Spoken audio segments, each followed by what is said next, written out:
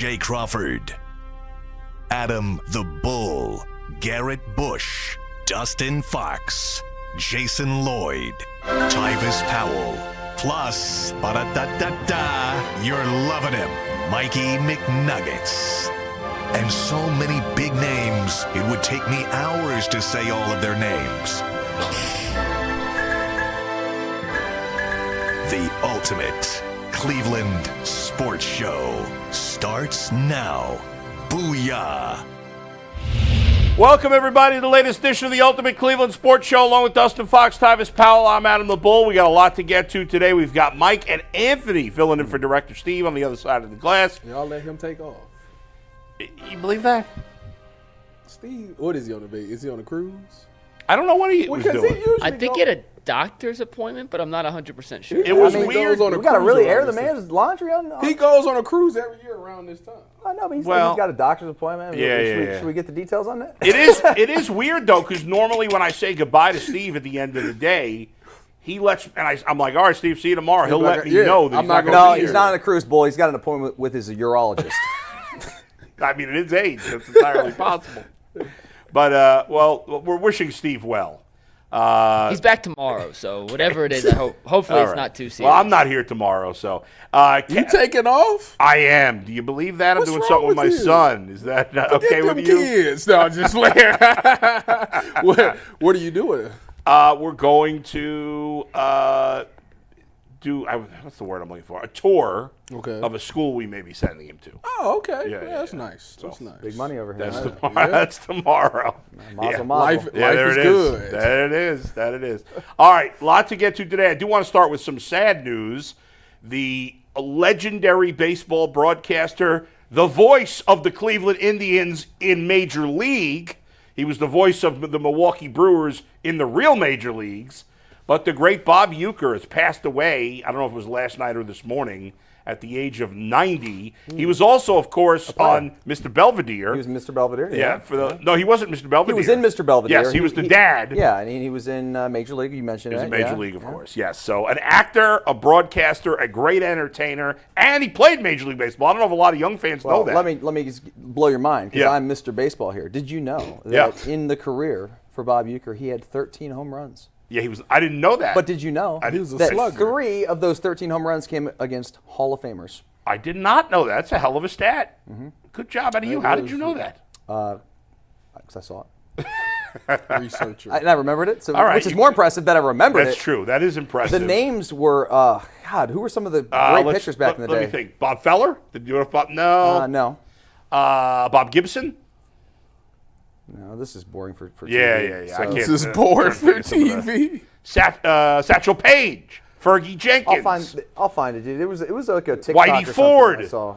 Whitey. Anyway, I thought it was very impressive. Don Drysdale, Sandy Koufax. Sandy Koufax was one. Okay, there you go. He was interviewed about it because he said like, you only had 13 home runs. Yeah. What was it about these guys? He's like, I don't know. He's like, I feel bad for those guys. He was not a great player. No, He was but- not a great but player. But that's phenomenal. He had an amazing career. How many years did he play?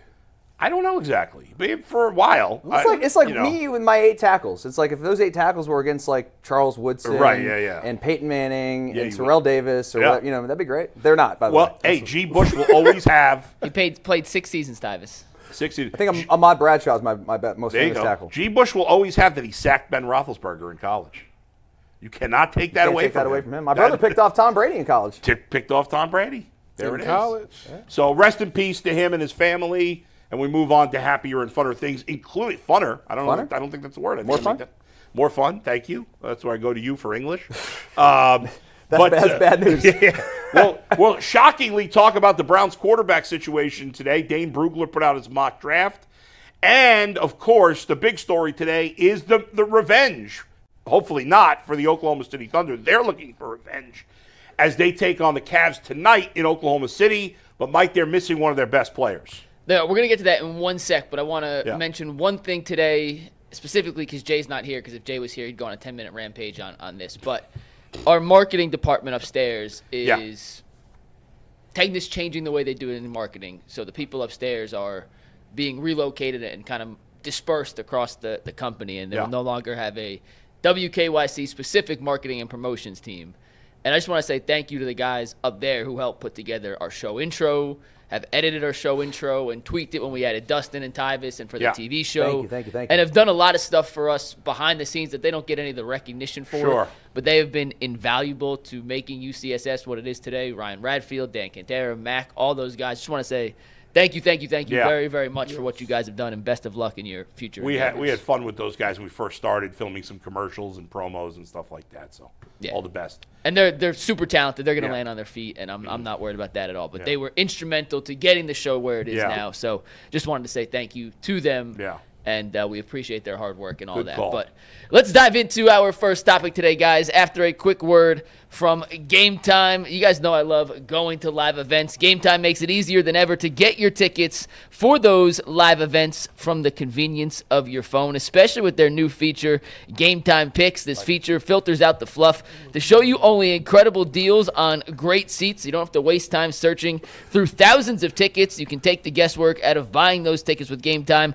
Download the Game Time app, create an account, and use promo code LOCKEDON for $20 off your first purchase. Terms apply. Once again, create an account, redeem code LOCKEDON for $20 off. Download Game Time today. What time is it, Bull? Game time! Game time! Oh, I like the double game dip time. there. That was nice. Go Guys, 7:30 is game time tonight for the Cavaliers and the Oklahoma City Thunder, the rematch of the two best teams in basketball. But a major injury will impact how OKC is going to have to defend Cleveland. Isaiah Hartenstein suffered a calf tweak in his last game against Philadelphia on, was it Sunday they played? On Sunday, correct. No, Tuesday. On Tuesday when they played Philadelphia. Right. He's out for at least a week. He'll be reevaluated, so he will not be in the lineup tonight. Already officially ruled out. Before we dive into the Donovan Mitchell side of this, initial thoughts on Isaiah Hartenstein being out for the Thunder on top of Chet Holmgren to make their already thin front line even thinner. Well, you said it right there, guys. Yeah. I mean, he's not their best player, but he's one of their good players. He's effective. And the Cavs already, we saw last week, had a big advantage up front because we had two big guys and they only had Hartenstein, who's good and tough. And he played great against the Cavs in the playoffs 2 years ago with the Knicks. So, yeah, this game doesn't have the exact same feel. Obviously, even without him, Oklahoma City, even without him and Holmgren, Oklahoma City's still one of the best teams in the league. Yeah. And you're playing at their court, and they've been playing outside of the Cavs game.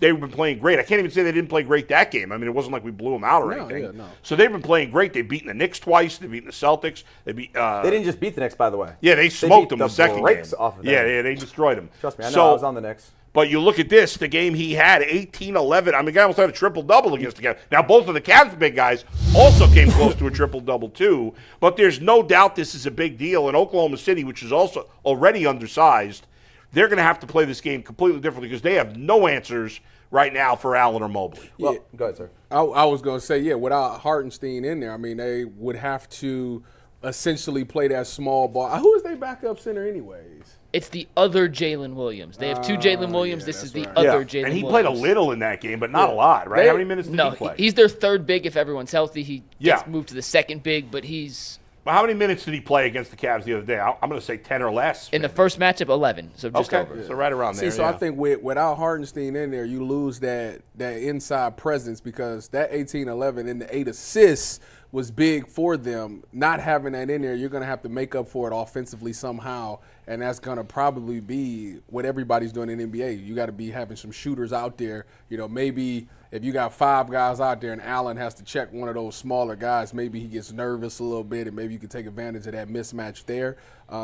Outside of that, defensively, I don't know what they're going to do. They might have to run 2-3 zone or something like that and pray that the Cavs, just have an off night at the 3-point line. That's because without those two, without Hartenstein in there, you're letting Jared and Evan pretty much do what they want to do inside the paint. Because Jalen Williams is good, but he ain't stopping them too. And Hartenstein couldn't even stop them too. Yeah, I mean, listen, one thing I'm excited about for this matchup specifically, knowing what we know now about the first matchup, Donovan Mitchell was like 3 for 13 in that game at 11 points. He was not himself. He was in the slump, right? So he bounces out of the slump in this last game, had 35 points. I think he had 20 in the first half. He wasn't in the slump. He was in the torture chamber. Even better. The doldrums. Well, but to Dustin's point, he played poorly against Atlanta, too, in the first game with Atlanta. And so I'm looking forward to seeing him with some confidence going to this game, and then without Hartenstein, some opportunities certainly for all guys to eat. But he was great against the Pacers. I would know because I had him for 40-plus combined points, rebounds, assists. Boom. And that went over. So we're very happy about that in the Fox household. And we're going to be very happy about that in the Fox household tonight. We'll be able to eat dinner, hopefully, if the Cavs can win. You taking him on the over on the PAR? No, we're going to take the Cavaliers tonight, though. There you go. And they're getting a point. They're 1.5-point underdogs tonight now. Yeah, I just saw 2 at Bet Rivers. So I saw 1.5, 2. It, I guess depends on so money. What was the spread? It was 3.5 before the Hartenstein officially ruled out news came out. Okay, It's so he's dropped worth to a point and a half, 2. 2 points? Yeah, I think so. Yeah. I mean, I don't know. I'm expecting the Cavs to win. Maybe I'm getting too cocky about it. What's the Thunder record at home? Ain't they like really good? Yeah, so here's real quick. These are just 2 stats I thought was only interesting. The lost 5 games. Cavs have won 6 straight road games by double digits. Their average margin of victory in those 6 straight road games, 15.8 points. Damn. They had the NBA's best 14-3 record on the road this season. The Thunder haven't lost a home game since November 17th. So they only lost once. Right. They've lost more, but they've won 9 straight at home. Yeah. Mikey, let me ask you a question. Shoot. So the Cavaliers have the number 1 rated offense in the league, right? And the Thunder have the number 1 defense. They do. But the question I have for you is how would you assess that matchup tonight without Hartenstein? Because they're obviously not going to be the number 1 defense without him. So I think they're going to have to collapse their defense even more than they typically do, which kind of plays into something we were going to get to in a sec. But you want to just play it now, Bull? Yeah. I was just Sorry, going to say. I mean to produce no, it. no. That's fine. It's just a great worked out segue. perfectly. Yeah. Mike put together a package. Well, let me ask a question, and then go ahead. We'll play the package in a second. Yeah. Dustin, right. you mentioned Donovan Mitchell. Yeah. His issues with Lou Dort in the past. It's all kind of included in this, but he went 3 of 16 in the first matchup. Before I show you how I think Donovan can attack the Thunder this time around, Tyvis, Bull, what do you guys expect from Donovan Mitchell in this rematch?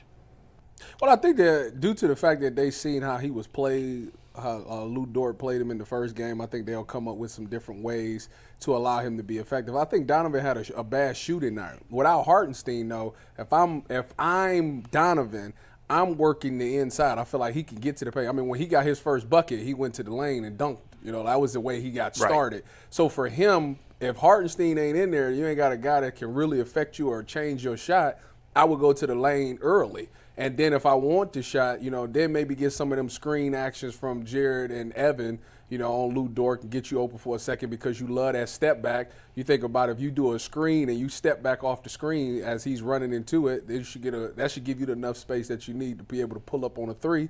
And I think that's how he could be effective inside and outside. But if I'm Donovan, I'm opening the game up, being aggressive, going to the lane. I don't think Donovan's going to, even though he bounced back last game, I don't think he's going to have a huge scoring game tonight. I don't either. Because I think, like we've been talking about, this game is going to be all about the big guys. I think they're going to be feeding Mobley and Allen a lot in this game because those guys are going to have a relatively easy chance to score. Because I know, is it Jalen Williams that defends the big guys well? Yeah, Jalen Williams. Jalen Williams, the first Jalen Williams. So they got to put in a middle initial with these guys. You can't have 2 Jalen. If you're going to have 2 Jalen Williams on the same team. Are they spelled the same too? Exactly, right? No, they're not. Oh. The smaller Jalen Williams, the better Jalen Williams is Jalen. The bigger, not as good Jalen Williams, Jaylin. I know they were that, both but in the same draft class, though. They took 2 Jalen Williams in the same But draft. when we're talking about them, Let's call him Jalen E. Williams. Well, they call the better Jalen Williams, the wing, J-Dub.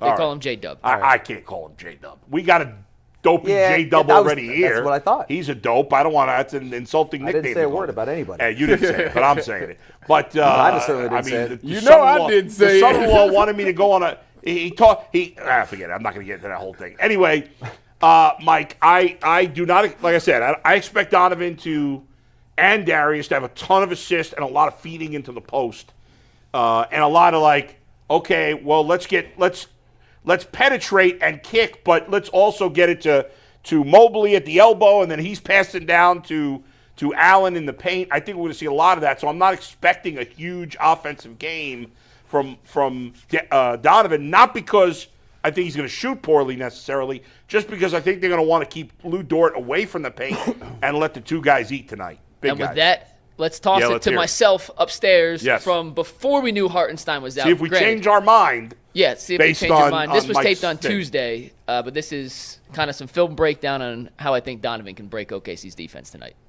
The Cavs put up 129 points last week against Oklahoma City, despite the fact that Donovan Mitchell had his worst shooting performance of the season. The Thunder held him to just 3 of 16 from the floor, and despite that, the Cavs still put up nearly 130 points on the number 1 ranked defense in all of basketball. Oklahoma City did some really good things to get the ball out of his hands, but you also have to give credit to Lou Dort. When you look at some of these numbers over the last couple of seasons, no player has guarded Mitchell better than that guy right there. Per NBA.com's tracking data, Donovan Mitchell is just 23 of 80 from the floor. That's 28.8% with Lou Dort as his primary defender.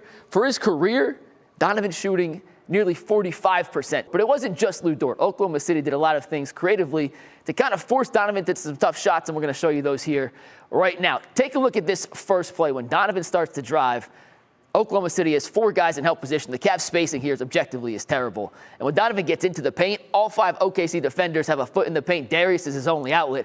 Going over 1 outstretched arm, tough. 2, even more difficult. 5, that's not a great shot selection from Donovan Mitchell. Later in the game, Donovan, similar situation, attempting to attack. You can see much better spacing from the Cavs, but all 5 OKC defenders, they have their eyes locked in on Donovan. As he drives here, he tries to split the defense. He is 6'6", SGA corralling him. There's Isaiah Hartenstein ready to step over and help. Lou Dort's cutting off both his primary options. Donovan takes the floater. It's not a bad shot, but it's not a great shot either, and it's kind of indicative of what we've seen from Donovan this year. When you look at some of the advanced statistics, he's only getting to the rim at a 23% rate this season. That's 4 percentage points lower than the attempt of his shots at the rim last season and just 1 point higher than his career low of 22%. And when he is getting to the rim, he's not finishing with the same efficiency. His field goal percentage at the rim, according to Cleaning the Glass, just 58% this year, down 9 points from last year and just 1 point higher than his career low as well. So how can Donovan be more effective and efficient as an offensive threat against OKC in Thursday's rematch? Well, when he gets to the rim like he does here, he's got to make the right decision. You can see Jalen Williams leave Isaac Okoro in the corner. He's coming up to help. That means Lou Dort is now responsible for Isaac in the corner. Donovan sees him and has a decision to make. Do I go up with the shot? Do I kick to Isaac in the corner? He decides to go up. It's the wrong decision, but later in the game, Donovan is going to make it right. Let's take a look at this last play here where Donovan learned from his mistakes. As he drives, there's SGA on his hip. There's Kenrich Williams ready for help. The 2 corner defenders, they're sagging off to delay the shot, but Aaron Wiggins has to help down on Evan Mobley, so it's not an easy dump-off dunk. Donovan then finds Karis LeVert in the corner. He buries the triple. That's what we're going to have to see on Thursday night continue, because look at the numbers. Oklahoma City gives up more corner threes this season than any team in basketball. They're the only team in the NBA allowing 11 or more threes from the corner each game, and that plays right into the Cavs' hands, because if you look at the Cavs' efficiency from the corner, 10.9 three-point attempts per game. That's tied for the 4th most. 4.6 makes from the corners. That's the 2nd most, and they shoot 42.4% from the corners. That's the 4th best mark in basketball. So Donovan, continue to get into the paint, draw the defense, and find your open shooters in the corners. That's a recipe for success if the Cavs are going to knock off Oklahoma City for the 2nd time in 8 days. Great breakdown by Mikey McNuggets. Dude, he does that so well. If Steve Kornacki and Tim Legler had a baby, it'd be that guy. Because he's better than both of them at running the screen. That was Kornacki awesome. is such a nerd. Oh, yeah, but that was great, Mikey. Really well done. Yeah, Thank you. It is. And it was interesting the way you showed the way Oklahoma, that one play where even when the Cavs had good spacing, how Oklahoma City had all 5 guys keeping an eye on Donovan. Yeah. And if they do that, I mean, that's why he shouldn't have. And you could say, well, every team can do that, and then Donovan will never score. But every team doesn't have the defensive talent that Oklahoma City does. And against this team, he's got to be more of a facilitator, because it's going to be hard for him to score. Well, I think that the way he should go about it is he should understand that in Donovan's mind, you got to think about how OKC is going to look at it. Hartenstein is out, so we soften the paint. So we're gonna be extra aggressive on your drive, because you do well, not this season as Mikey pointed out, but typically you do well at finishing around the rim. Yeah. So if that's the case, then everybody's gonna collapse. So early on in that game, I think in that first half, he has to be more of a facilitator, drive and kick type of guy. And then once they see, okay, he's Right. not really going up like that, Right. it's going to make me as a defender have to stay home because I don't want to give up the 3. Yeah. And once they do that, now the lane is open for him to finish at the rim because they won't be so aggressive on him. So it's one of those things that it's a cat and mouse thing. You come out in the beginning of the game and show like, hey, I'm looking to facilitate. I'm getting to the lane and I'm just looking to drive and kick.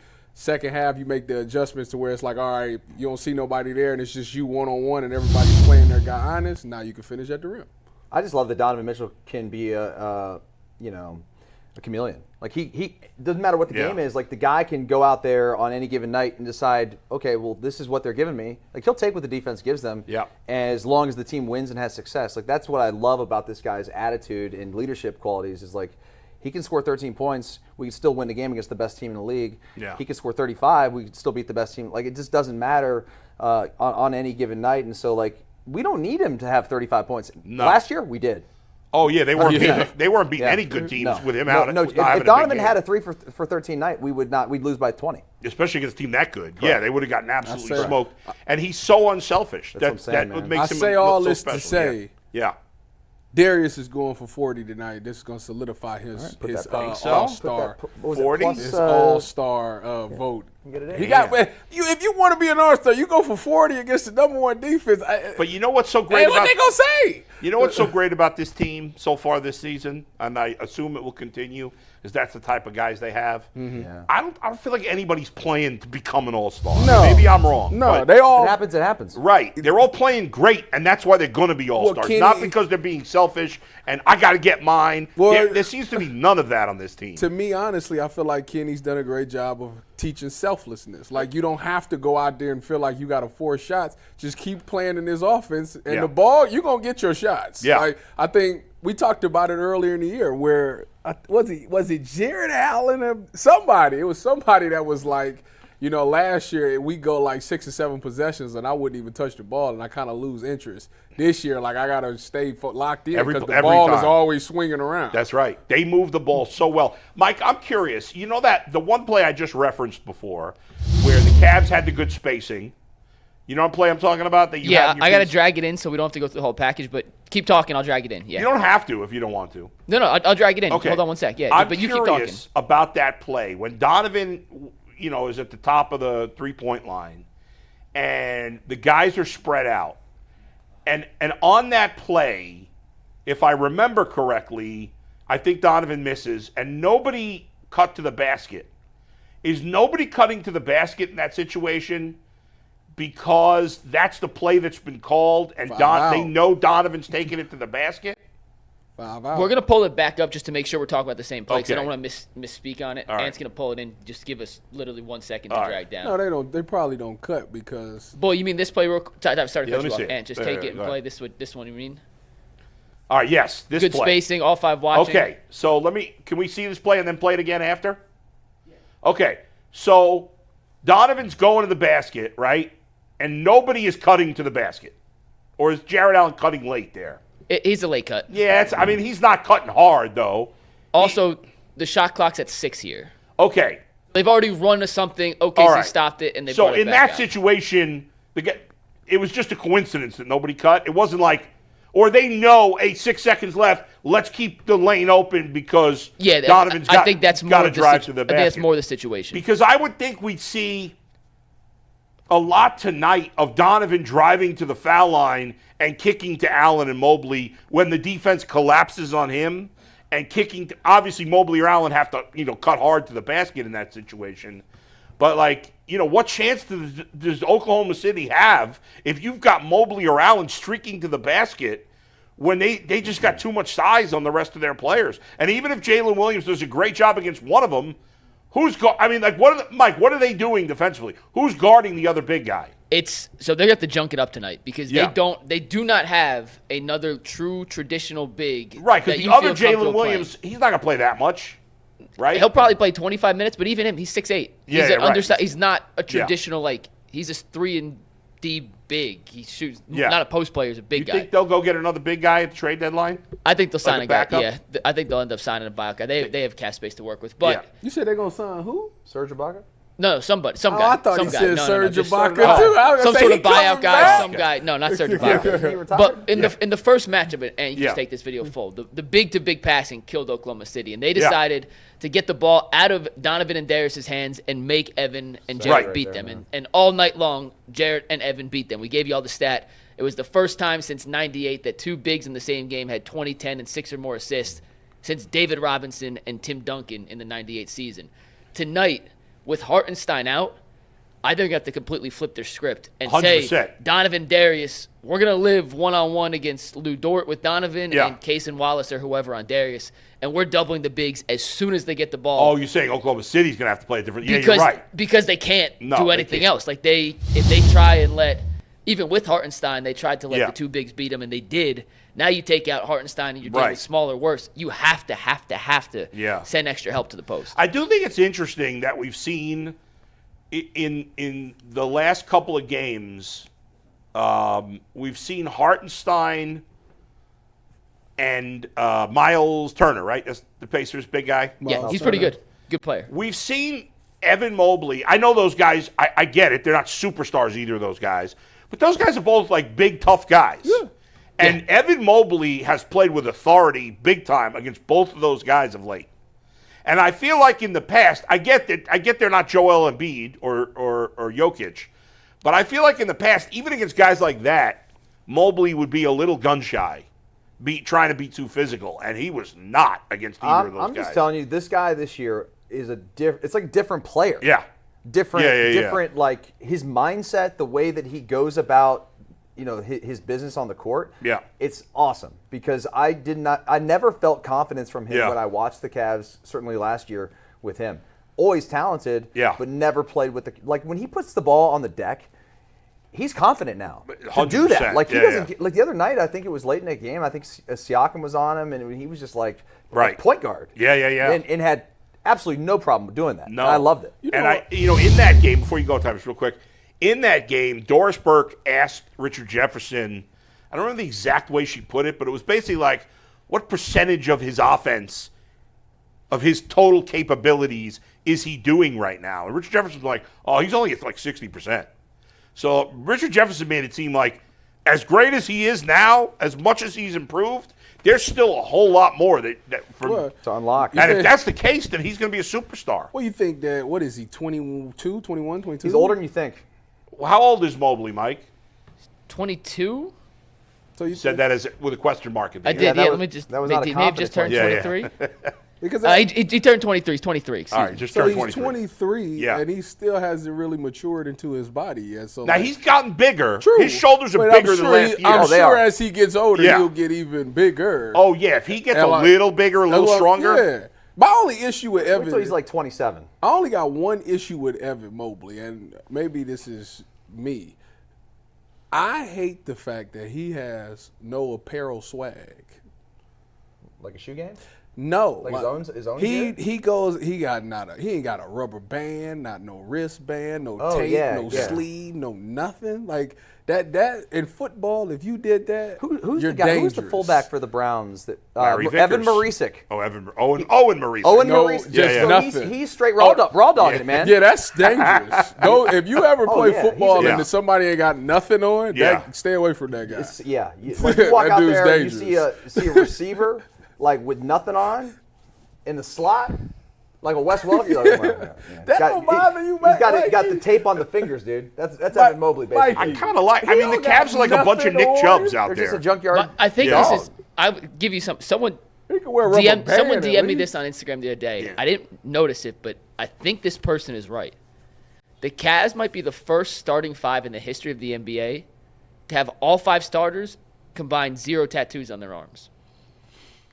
Yeah, they're like a church group. I mean, they sort of lean into this clean cut. Yeah. like Wait, we're wait a a bunch minute. of What's right, that supposed to be? nerds. nice yeah. guys. Wait, you know? whoa, Yeah. because I don't have tattoos. So what are you Yeah. trying to say? Well, I'm tatted up, and I understand what he's saying. I'm No, just saying, I like, they're- don't. I don't. What are you saying? What are you saying, McNuggets? What I'm saying is they're a bunch of Nick Chubbs. They're not in it for the entertainment. Listen, people have tattoos like them because you want to showcase something. Yes, exactly. It's artwork, right? Yeah. And these guys are just vanilla Diet Coke. Yeah. That's the only Which is saying. I like that. He's not saying that they're like judging them. I don't like the way you I'm not saying. He's saying these guys they don't give a shit about expressing themselves. Oh my God, that is a complete compliment to these guys. Yes, that's what I'm saying. 100%. It's a compliment. I And I'm love covered these with guys. tattoos. And it's not that I think badly of people with tattoos. It's just another example of that they don't care about the drama. No. They don't care about the swag. They don't care about any of that stuff. They like playing together. They're probably going home to play Dungeons and Dragons at the end of the night. I mean, yeah, Anthony's excited about that. They definitely look like they play Clash of Clans. They probably play video games and don't even curse each other out. I mean, they're a Clash of You're Clans more likely group. to see these guys together at an arcade than at a club at 2 a.m. And I like that. I ain't got no issue with that. That sounds more like me, so I ain't tripping off of that. I love it too. I love it. No, it's a good thing. But isn't it crazy though with and there's nothing against tattoos. Some tattoos, artwork is beautiful. Like express yourself as much. Earl has some really cool tattoos. Dustin, I've seen your tattoos. I'm sure they're sweet. Dustin's got crazy tattoos. I got 75 hours. But isn't it crazy that in today's day and age of the NBA, where it feels like everyone is tatted up, the Cavs have a starting lineup with not a single arm tattoo? It is wild. That is funny. Just a weird coincidence. Who's got tattoos on the Cavs? Karras has tattoos. Jalen Tyson has some tattoos. Yeah. Ty Jerome has tattoos? Tristan Thompson, his whole back is tatted. He's got the Kardashians picture back there. No. There's some others. Yeah. I think Ty Jerome has a couple of tattoos. Yeah. I'm not 100% on that one. But all right, we're going to talk some more Cavs in a little bit. LeBron had some comments. Then we got Danny Cunningham. Sam Merrill's got a Carrie Underwood tattoo. Sam Merrill is definitely not tatted. Actually, no, I don't want to say definitely. Maybe. How do you know? Well, he's in the locker room. He's Yeah, in the locker room. Yeah. These guys. I actually think Sam Merrill does have it. I'll find out. Investigate it. I think he's got one on his shoulder. Don't investigate too hard. Maybe no. he's got a It'll be a quick. Go ahead. All right, we're gonna talk more Cavs with Danny Cunningham later, so we'll get back and make our picks for the Thunder Cavs rematch. Yeah, that's happening tonight on TNT. We're also doing a post game show for the Cavs Thunder game, so make sure you guys tune in. We'll have instant reaction. But we're going to talk Browns here, and this Brown segment is brought to us by Rocket Money. Has Rocket Money ever helped you find subscriptions you forgot about or that you were paying for twice? It's happened to me. I had a few subscriptions I didn't even realize I was still paying for, and Rocket Money made it so easy to track them all down. It was like having a personal assistant for your finances. Rocket Money is a personal finance app that helps find and cancel your unwanted subscriptions, monitors your spending, and helps lower your bills so you can grow your savings. It brings everything together in one place. Whether it's subscriptions, your spending habits, or even the goals you want to hit this year, Rocket Money has over 5 million users and has saved a total of $500 million in canceled subscriptions, saving members up to $740 a year when using all of the app's premium features. Cancel your unwanted subscriptions and reach your financial goals faster with Rocket Money. You can go to rocketmoney.com/lockedon today. That is rocketmoney.com/lockedon, rocketmoney.com/lockedon. All right. So yesterday, Nathan Zagura on Cleveland Browns Daily said that he believes that Tommy Rees is the perfect offensive coordinator, and in his words, I'm using his words, to shepherd a young quarterback into the NFL. Now, let me make it clear, no offense to Nathan Zagura, but he does work for the Browns. And if he thought Tommy Rees was a bad hire, he would not say it on Cleveland Browns Daily. We got to keep it real. Yeah, I'm just saying he's Nathan actually, he speaks his mind. He does speak his mind. I don't think he would go out of his way to say that it was a bad hire. I think he could be a little down the middle with it. Yes, I tell you what, after this past season, Nathan, I told you, I'll be listening, and I'll be like, Nathan be going crazy sometimes. Yeah. At who? He speak his mind about Watson. No, he spoke his mind about the team. Well, regardless of what he will and won't say. Good. No, it's different this year. Okay, we did the whole topic, right hire, wrong hire of Tommy Rees yesterday. But with Zagura saying that, we've talked about at length, and we'll do Dane Brugler's mock draft in the next topic. Yeah. What the Browns should do with the number 2 pick. But hearing Zagura, who works for the Browns, say he believes Tommy Rees is the perfect guy to help shepherd a young quarterback to the NFL. Does that give you any indication or solidify your thoughts that the Browns will almost certainly go quarterback at number 2? No, definitely not. I tell you what, the hiring of him makes me think for sure that it's more likely they will take a quarterback at number 2. I'm not going to say that to me is the final answer because I can see a different worlds where they might not First of all, the draft process, they haven't met with these guys. Yeah, they haven't made the decision yet. So I don't know. Yeah. Like you could go into it with a thought like, we like Shedeur Sanders, but then you'll see him, meet him, and watch him at the combine and be like, that dude's not that good, or he's not that smart on the board. So you could easily change your opinion. I think right now it's open-minded of all of the positions they can go to. But what it tells me is they 100% will draft a quarterback at some point in this draft. And I know a lot of people saying, Tommy Rees got the job. That means that Jalen Milroe will be the guy because he worked with Jalen Milroe at Alabama. And I'm like, I'm not 100% certain that that's the case. If anything, Tommy Rees would be like, he's like, yeah, I know him. Let's get somebody else. That's what Tyvus is saying right there.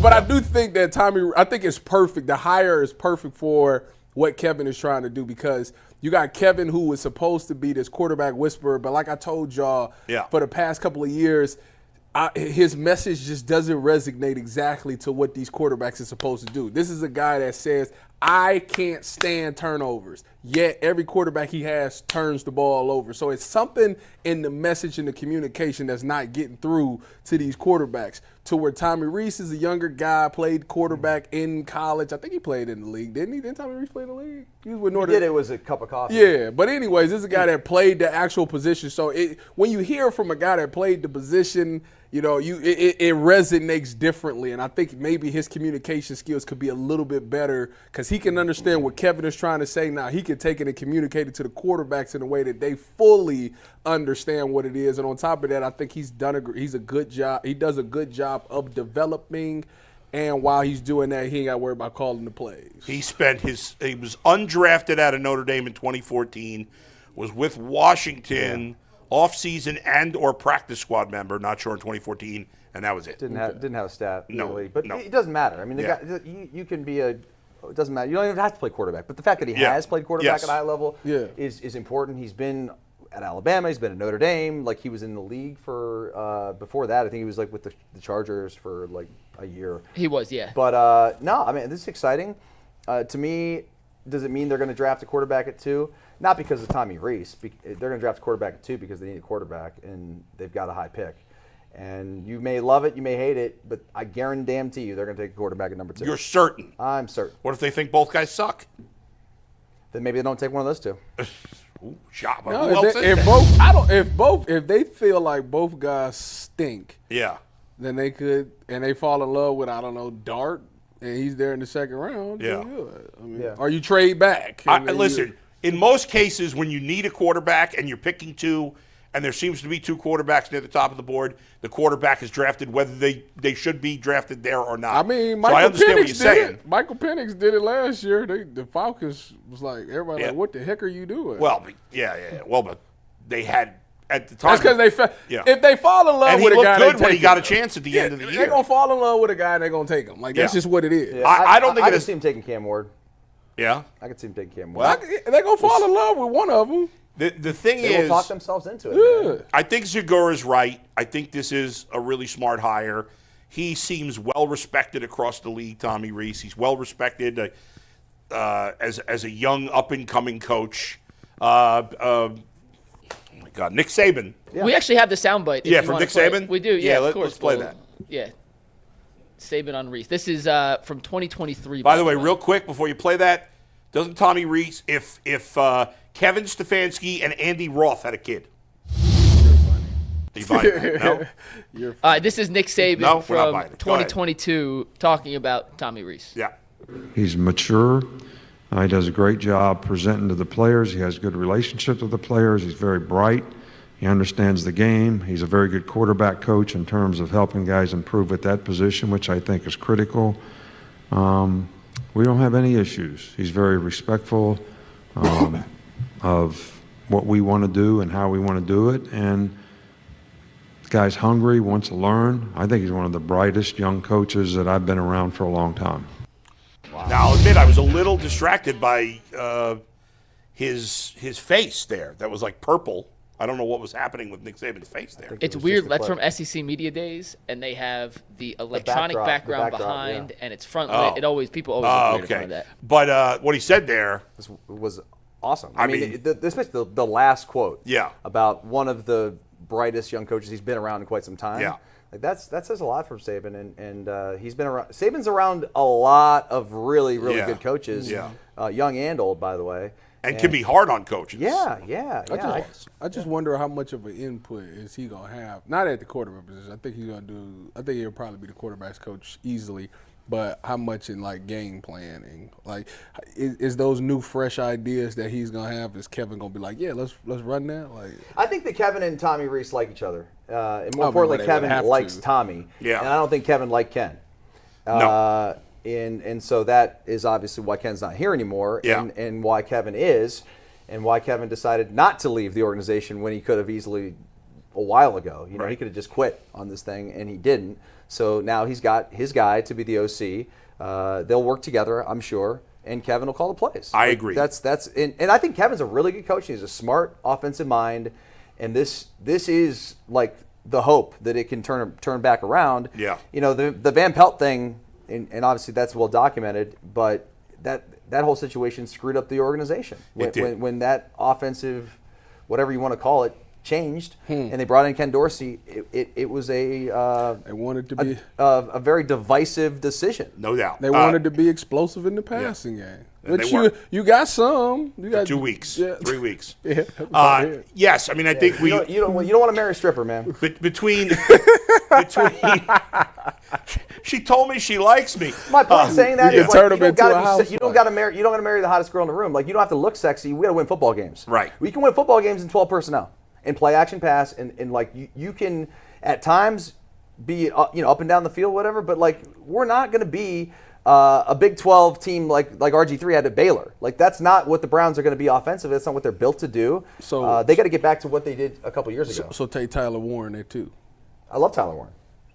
At 2? I don't think the Browns would do that. No, they would not. But Kevin would trade back up to get you.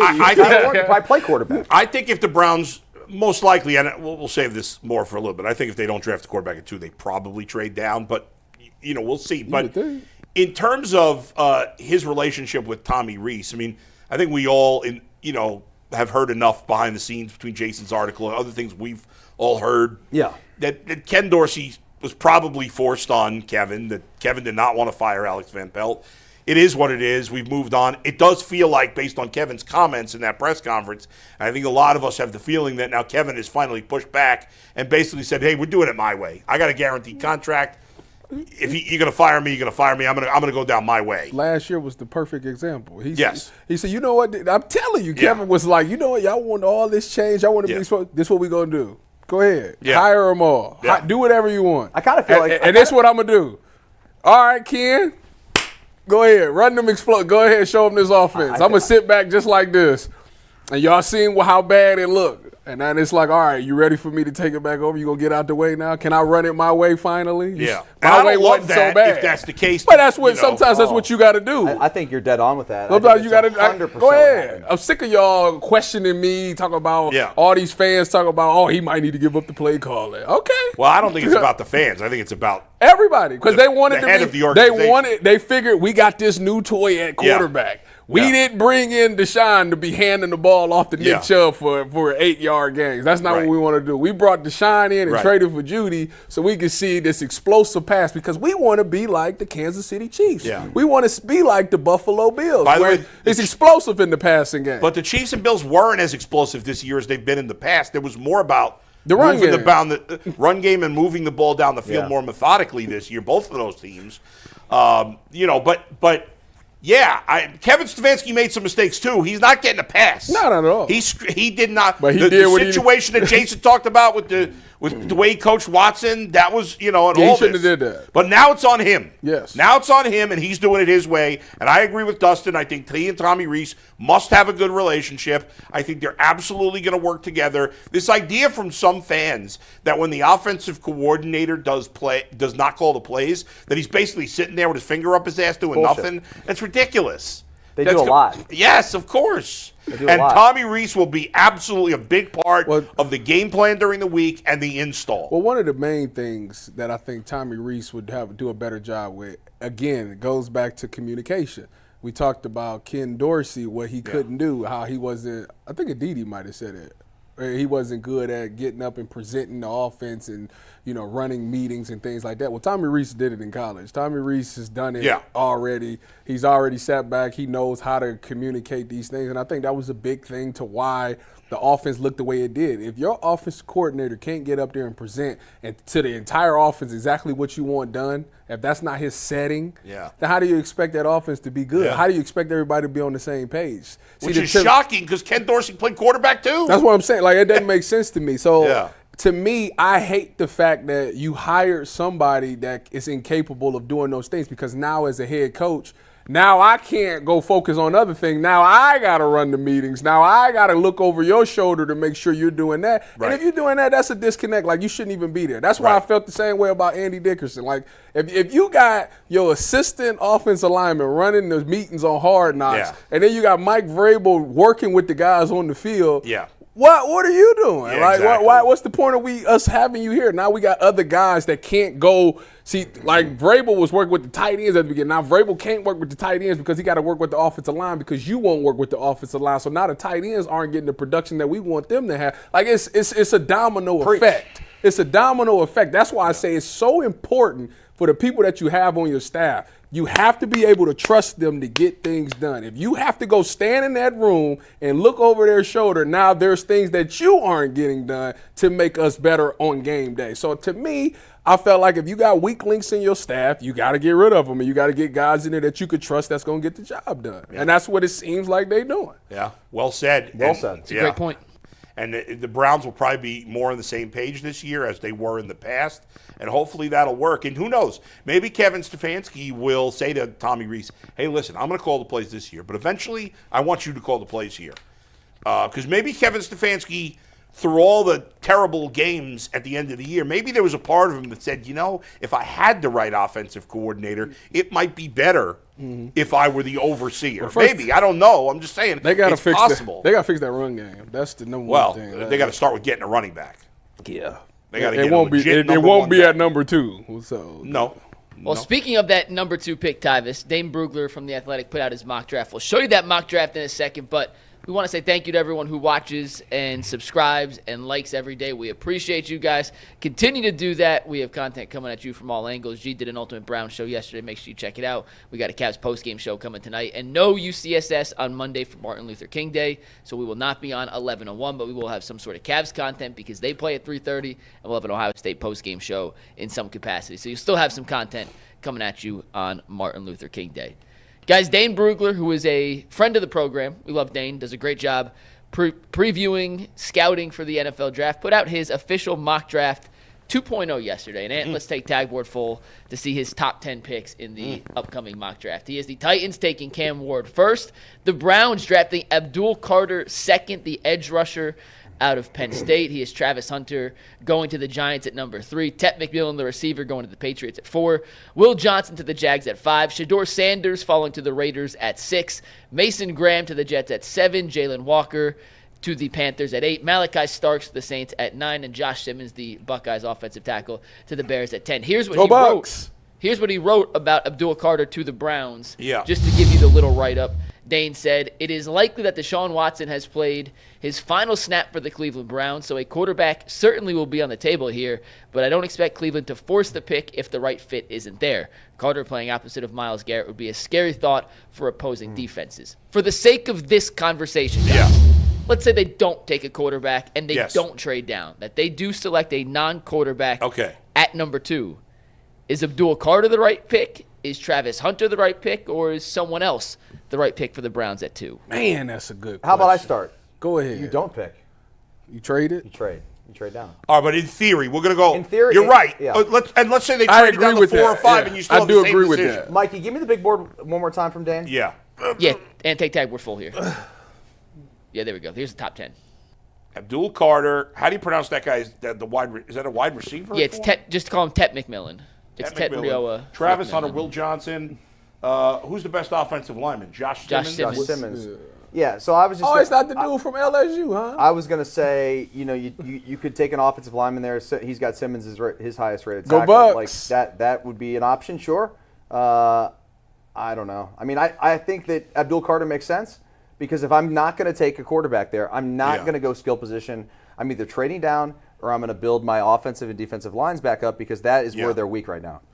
I think. If I'm not taking a quarterback, the 2 picks, it's 3 picks. I take Abdul, Travis, or Mason Graham. Those 3. If they took one of those 3 picks, I'll be good with that. The reason you take Carter is because him, Miles, and Mike Hall, man, that's nasty. But if you put Mason Graham in the middle, see, now the double teams is gone. And if Mike Hall continues to climb that mountain, now you got 3 guys. And but we don't know that Mike Hall's a starter in the NFL yet. Mike Hall? Yeah. I thought he played well. He just started. What are you talking about? He hasn't played enough. He was hurt twice last year. He started like the last, 3 games? Didn't he get hurt at the end of the year? Yeah, he also suffered a pretty serious leg injury. Yeah, in he the got last hurt game, badly at the end of the year. Hey, he's a Buckeye. We're good. The Travis Hunter thing. Maybe we can get, what's his name, that scrub the Bengals drafted to play center, Billy Price. Hey, chill out. You watch your mouth. Come on. What you do is you go watch your mouth, okay? Listen, now anyways, Travis Hunter. The Travis Hunter thing is interesting to me, and it's the most intriguing to me because he could fill 2 voids. You know, we talk about the Denzel Ward thing, about how maybe he's 1 or 2 concussions away. If Denzel gets a concussion or he gets hurt like he does, if Denzel right now, with the roster constructed the way it is, if Denzel is out, and you got Genu, MJ Emerson, and Cam Mitchell. Yeah. And by the way, Genu and Emerson both final years of their contracts. Right. Are you comfortable paying either one? No. My point exactly. Yeah. So with Denzel out, those are your 3 guys in nickel package. How confident you feel? I'm just nervous, man, having 2 corners that are 170 pounds, man. I understand that. I get that. He also will get bigger. Who's the best football player in this draft? Who was the best football player? I mean, he won the Heisman. I don't know. He won the Heisman. I mean, no, that doesn't mean he's the best football player. I know. This is a really difficult question to But answer. and then on top of that, now flip it, he could play corner. So you got the best football player in this draft is probably Cam Scatterbo, honestly. He's the best player? I'm joking, but I mean, I'm not really joking. He's a football, like in terms of a football player, like who's the best football player? Yeah. It's impossible to say. There were so many good players. They got to stick together. What? The white boys? Got to stick together. Anyways, I just think that due to the fact that you will have another corner, whether you feel good about MJ Emerson or not, you still got another guy. If you don't feel good about Genu, you still got another guy. Like, to me, you can never have enough corners. And if that pass rush is good, if Isaiah McGuire is going to be good and Alex Wright can come back and still be good, like, I think those guys can still be effective. I think the reason that this defense worked at a high level is because that secondary played at a high level to where the pass rush got home, but the reason the pass rush got home is because they had nowhere to go with the ball. If you're giving them a chance to go somewhere with the ball, the pass rush don't really matter because if they can get the ball out their hands in 2 to 3 seconds, the pass rush is never effective. With all that being said, I do like Abdul Carter because he went crazy against Notre Dame with one shoulder. He had something was hurt. He had one. Are we raising his stock based on one game? Did you watch him all year? I'm about to say. I did not. He was awesome. Yeah, he's been good all year. I still think Chop Robinson from last year was better, but that dude definitely is a good football player. And Chop wearing Robinson that 11 had a good at Penn rookie State season too, too. man. Somebody wearing that number 11, Micah Parsons, LeVar Arrington, they're studs, man. So the Carter thing, real quick, if you're unfamiliar, he was recruited as an off-ball linebacker, similar to Micah Parsons, got moved to defensive end. This was his first year playing defensive end and was one of the most disruptive pass rushers in all of college football. So he wasn't a football. great player before this year? No, like Micah Parsons was a good off-ball linebacker, got moved to defensive end because he was a great pass rusher, then exploded as a defensive end. Penn State did the exact same thing with Abdul Carter, and then he exploded again as a pass rusher. Where was he being talked about before the season? Was he thought of as a No, top he's 10 the first pick? round. Oh, yeah. So that's not changed. No, he's a great player, but they found where he can really excel is just going and getting after the quarterback. I mean, he's obviously very athletic. He's proven he can play linebacker off ball. Yeah. But to be able to put your hand in the dirt a little bit and go get the quarterback the way he's done this year just increases his value. That's why he's going to be the number 2 pick. All right, put up the draft top 10 again, Mike, please, because I'm going to ask you guys this question. When you look at this list of top 10 players, forget the quarterbacks for a minute. Okay. Of the other guys on that list, and this is just your opinion, it's a hard question. Just give me your best guess. You can't miss? Who not can't miss necessarily, but who of the other guys besides the quarterbacks? Tell me which guys you think have a very good chance to be a perennial Pro Bowler? I know it's a tough question. Mason Graham. Mason Graham. He's the only one? No, that's the one that popped out. That's the one that popped out Okay. first, Mason Graham. So is he a little lower because he's a defensive tackle? Yeah, but So what he about can these still, other guys? He could easily be the number 2 pick. Do you think there's a very good chance that bring it up again, guys, so I can see it? Do we get Travis a free Hunter, choice or what? yes or no? Travis Hunter, What do you mean, like a Pro Bowler? is he play at that level? Will he play at that level in the NFL if you had to bet? I would say yes. He You're hesitant, yes. He's an elite. He's a talent. Athlete, He's an elite talent. Football player, elite talent, all those things. Yeah, I think I'd be surprised. And he's a hard worker, Right. Which is something we don't talk about If enough. he- That's true. If he leave his girl, he should leave the girl. Oh my God, she's awful. All right. What about Tet McMillan? he scares me because You're not sold. No, he scares me because he's had some unbelievable games. Like I think his first game of last year was like like 300-400 yards in the game receiving. So but then it's like moments where he just don't. Like I think he has a separation issue. Right. For some odd reason, I just don't think he creates. He catches a lot of contested passes, which means that he doesn't create a lot of separation. His comp is Drake London.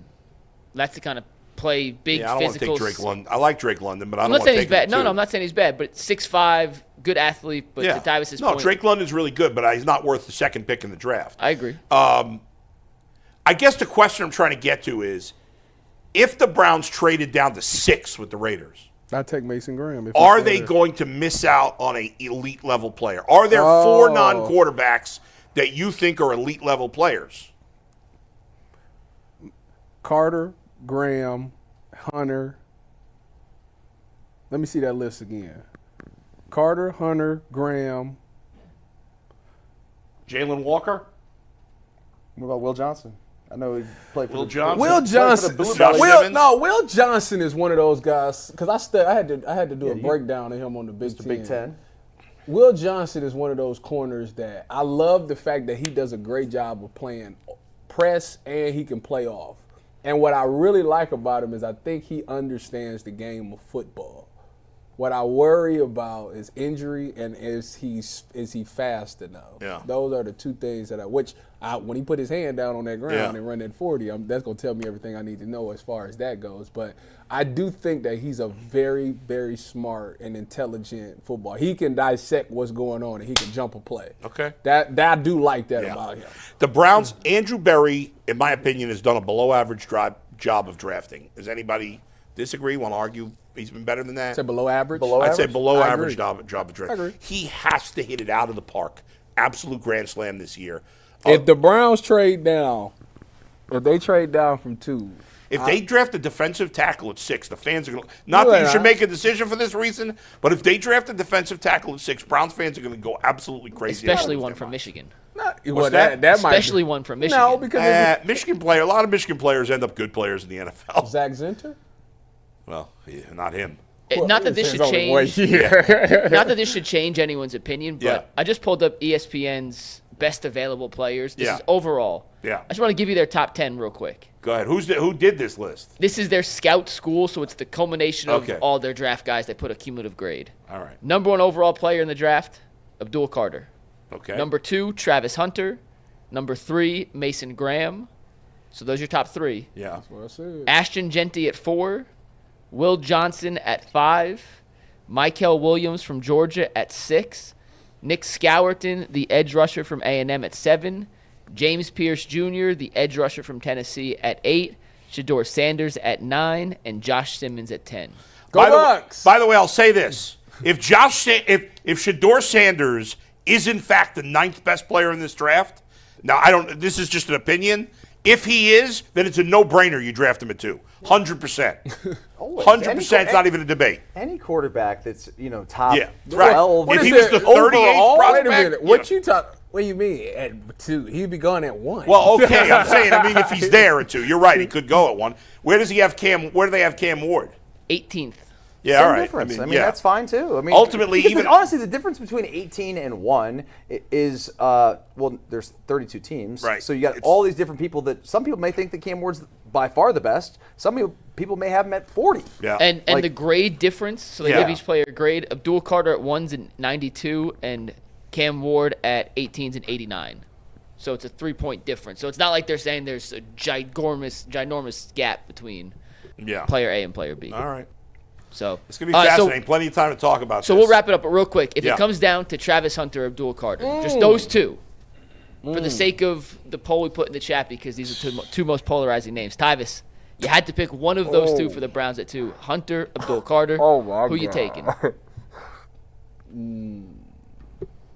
We're going around the horn. Travis please. Hunter. 1 for Hunter. Dustin, if it has to be Carter or Hunter, who are you taking? I mean, Hunter gets people excited. It's a sexy pick, but I think Carter is probably the better play, the more sure thing. Even though there's not a sure thing, to me, it'd be Carter.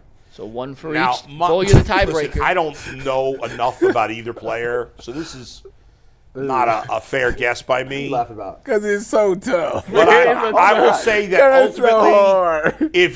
if Abdul Carter is as good as you guys think he is, He's good. They both good players. Myles Garrett has never I hear you. played with a special player on the D-line. Never. Not once in his entire career, while T.J. Watt's played with a number of them. If Abdul Carter's a special player, I gotta do that for Myles Garrett. And I got to do it for the team. How many sacks did Myles have last year? 14. Yeah. How many he had this year? Oh, last year's Yeah. in. He was 23. 24? Yeah. I think he had 14 back-to-back years. I'll confirm for you in something one like sec, that. but I think it was 14 in back-to-back years. According to the ESPN stats page, Myles Garrett had 14 this season, and last season, I got to click one button, he had 14. His last 4 seasons, 16, 16, 14, 14. Yeah. So Myles is gonna get 14 regardless. It's something about a good corner. Something about a good corner. What do you think the chat said? I gave them the option. What do you think the percentage? Hey, Abdul 100%. Carter. No, I think Travis They Hunter. said Travis Hunter. 1,000%. They said I Abdul say Carter. 62% Travis Hunter. 70-30 Abdul Carter. 70-30 Hunter. Okay. 70-30 Abdul Carter. Told you. Wow, Oh, good call, I Davis. already know that. I'm shocked. The Everybody, chat is in on Abdul Carter. everybody watched that Notre Dame game and Yeah, how he wrecked shop in that game. Now, take a granted start. Notre Dame's offensive line ain't that great to begin with, but he would to do that on an injury like that and the way he was. I mean, he was flying, wrecking shit. It was like unbelievable. So, and that's on the front of everybody's mind. The one scary part about the Travis Hunter experiment is level of competition. Nobody respects the Big 12 anyways. I mean, obviously, Arizona State was the best thing out of there. They flamed out after one round. Arizona State's in the Big 12? Yes. Yeah, Weird. this their first year. Yeah, they flamed won the out Big after 12. the one. They flamed out after the first round. So it's like, okay, if he dominated Big 12 talent, could he do the same thing in the SEC? Could he do the same thing with the Big 10? To where Abdul Carter has the luxury of being in right now the best conference. Right. How did he play against Ohio State? No, he had 2 sacks. Oh, that was from nothing to 2 Nothing sacks. to 2 sacks is quite the difference. Yeah, I think right. he had 2 sacks. Yeah, he played I well. mean, so he played so that means he's played well against But the 2 teams playing for the national to be championship. fair, Uh-huh. Donovan Jackson, that was his first game at left tackle. He went from left guard to left tackle. That was his first game at left tackle. and he's going to be a pretty All high. right. Yeah. Yeah. But I mean, Donovan still should be a first or second round pick, but But you could say Abdul it Carter. was it's hard to really say like he went off against Ohio State. Well, he did, though. It was I mean, the you first can't- time a guy played left tackle. You know, tough tomatoes. He. I just want to make That is the cheesiest I just thing want I've to ever I just said. want to put the full Yeah. facts out there that Donovan Jackson was his first game playing left tackle. So he played well against the 2 teams playing for the national championship. yes. All right. So There it is. interesting debate. We'll see what happens. Obviously, we got 3 more months to talk I about. can't wait to dive into. We're going to end up doing deep dives on all the top prospects Oh, who yeah. could potentially be Browns, and Well, it's the first time that the Browns have had a first-round pick since we've been on the. Since the show's we been can on the actually air. use some college footage. We can't use NFL footage in any capacity. Yeah. We can use college footage so we can get some get Nice. creative in some of the ways we Nice, break yeah. down some of the stuff. All right, guys. By the way, let me throw one more thing. Shoot. Yeah. Let's say the Browns do trade down. Okay. Is there a point, even in the top 10, that you would consider taking Ashton Genty? No. You don't think he's because There's too many. The running only backs. time we've seen running backs go high recently, Jahmyr Gibbs and Bijan Robinson, who are both studs. Yeah. Yeah, man. But no. the same reason that I got doubts about what's his name? Travis Hunt. It's the same thing I got about him. Because the conference he played. Yeah, but I know. Don't get me wrong. I know he went up against Oregon, but Oregon Yeah. was still trying to figure things out. So it was an early Oregon, and excuses. then they played. Penn State. He barely got 100 yards. Dustin, is it because of him? I'd rather have Scadaboo over. You think Scadaboo's going to be better in the NFL? I have no idea. I just know what I'm saw. I'm taking year. Travion Henderson in the third round, and I'm not even thinking twice about it. Not that my opinion matters as much in this conversation, but if you're a team rebuilding, you can't start with the running back. The running back should be the final piece of your I'm offense. just throwing it out there for you. Because that guy's going to be tired, old tread in 4 years. I'm Team's taking gonna be Travion good. Henderson in the third round, and I'm not thinking twice about it. Okay. Let's move it. All right, moving on. Let's Yeah. get a quick read here from Game Time. The Cavs back in action on Monday. They're taking on the Phoenix Suns at 3:30 on Martin Luther King Day. If you want to check them out in person, you better be using Game Time to get your tickets. Game Time makes it even easier to get your tickets online to live events with their newest feature, Game Time Picks. This feature filters out the fluff, showing you only incredible deals on great seats. You don't have to waste time searching through thousands of tickets. Take the guesswork out of buying tickets with Game Time. Download the Game Time app, create an account, and use promo code LOCKEDON for $20 off your first purchase. Once again, create an account, redeem code LOCKEDON for $20 off. Download Game Time today. What time is it? Game time! Oh, we're getting better at this, guys. Earlier this week, I'm not sure when exactly it was taped, but earlier this week, the latest New Heights, the Kelsey's podcast came out, and they had LeBron James as a guest. Can I say that they last week had Will Ferrell? Did anybody see any of the clips of that? No, I Did not. I did see a couple clips. Did you see the one about when he dressed up as a security guard at a basketball game? Yes. And he exited Shaquille out of the game when Shaquille was part of the game? That was funny. Go back and watch some of those Will Ferrell clips. It's really funny. I will. But go ahead. The LeBron's on the this Kelsey's week. podcast is very good. Yeah. They do a really good job. I like And then- Kylie Kelsey's podcast, too. She's also terrific. Yeah. But they had LeBron on yesterday. Yeah. And I want to play you a clip from what LeBron said. Then I want to ask you a question LeBron's about so it. cheesy on this podcast, too, by the way. Yeah, so Jeez, Ant, I'm sorry, I had let's to get play the that clip. Cleveland one time, baby. Cleveland would be the only sports town to win a series 3-1, and then baseball the exact next series lose 3-1. We could have been on top of the world forever, man. We could have been on top of the world forever, but it's all good. Cleveland, by the way, the Cavs look amazing right now as well. They got another opportunity. We are rolling. Yeah, I hope they keep it going. They got an opportunity to do something special. So, I'm glad I was able to put on first, set the trend, and hopefully we keep it going. Go Cavs. There you go, baby. All right, so my question, Dustin, I want to start with you. He's still You get- cheesy, but I like You get the first crack I at like this. that. Go ahead. Can LeBron ever give an answer without including I, me, myself in the answer? Wasn't it Jared Greenberg that criticized him, said he made it the Cavs all about Yeah, him? and then two, do you actually believe that It's a LeBron is little happy the unfair, but Cavs go are ahead. having success without him? Bull's talking about the second Sorry, part. I talked over you there. No, it was Is he really happy? Do you buy that he's happy that the Cavs are having success? I kind of have a weird feeling about LeBron right now that he's going into the stage of his life where he is kind of accepting that he's getting older and he's not going to play forever. He's not invincible. He is mortal. And I think part of him can look at the Cavaliers now because he knows he ain't going to be a part of this. And if he wants his legacy to be what this great legacy of Northeast Ohio and all these things, then you want to say nice things about your former team. So I do think that maybe it's not 100% genuine, but I do think there are feelings from him that are happy for people, genuinely happy for people here who are Cavs fans, also fans of him. I get why people would say he wouldn't be happy because it's like you want to be the one to be like, y'all need me. It puts him on this pedestal that they can't do it without LeBron. So I get how that could be in his mind, but I don't think he would feel that way. I think Dustin might be right on this one. I think he's finally getting older, and it's, I think he wants to see the Cavaliers ascend and take over. The thing about him is, to me, he shouldn't feel any bad about the Cavs winning another championship because it would never diminish what he did. He was the one that ended the drought. He just told us that. Yeah, of course he did. He ended the drought. He brought the championship back. He's forever cemented in Cleveland history, no matter what they do.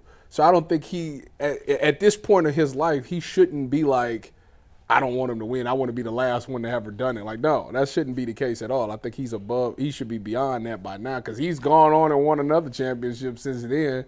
So I think I think he's genuinely happy that the Cavs are doing good. LeBron is obviously a fascinating, not only basketball player, but human. I don't know LeBron personally, obviously. So, I mean, I think it would be unfair to say he's being a phony. First of all, he was the one who brought up the subject there. He didn't have to say anything about the Cavs. I don't know. I guess you could say, well, you didn't hear what they said before that, but like he was the one. Didn't he kind of say like, oh, by the way, the Cavs are looking good right now? Like, why would he? If he was being a phony, listen, I get it. There are times, and Dustin's right, that he kind of looks uncomfortable or cheesy.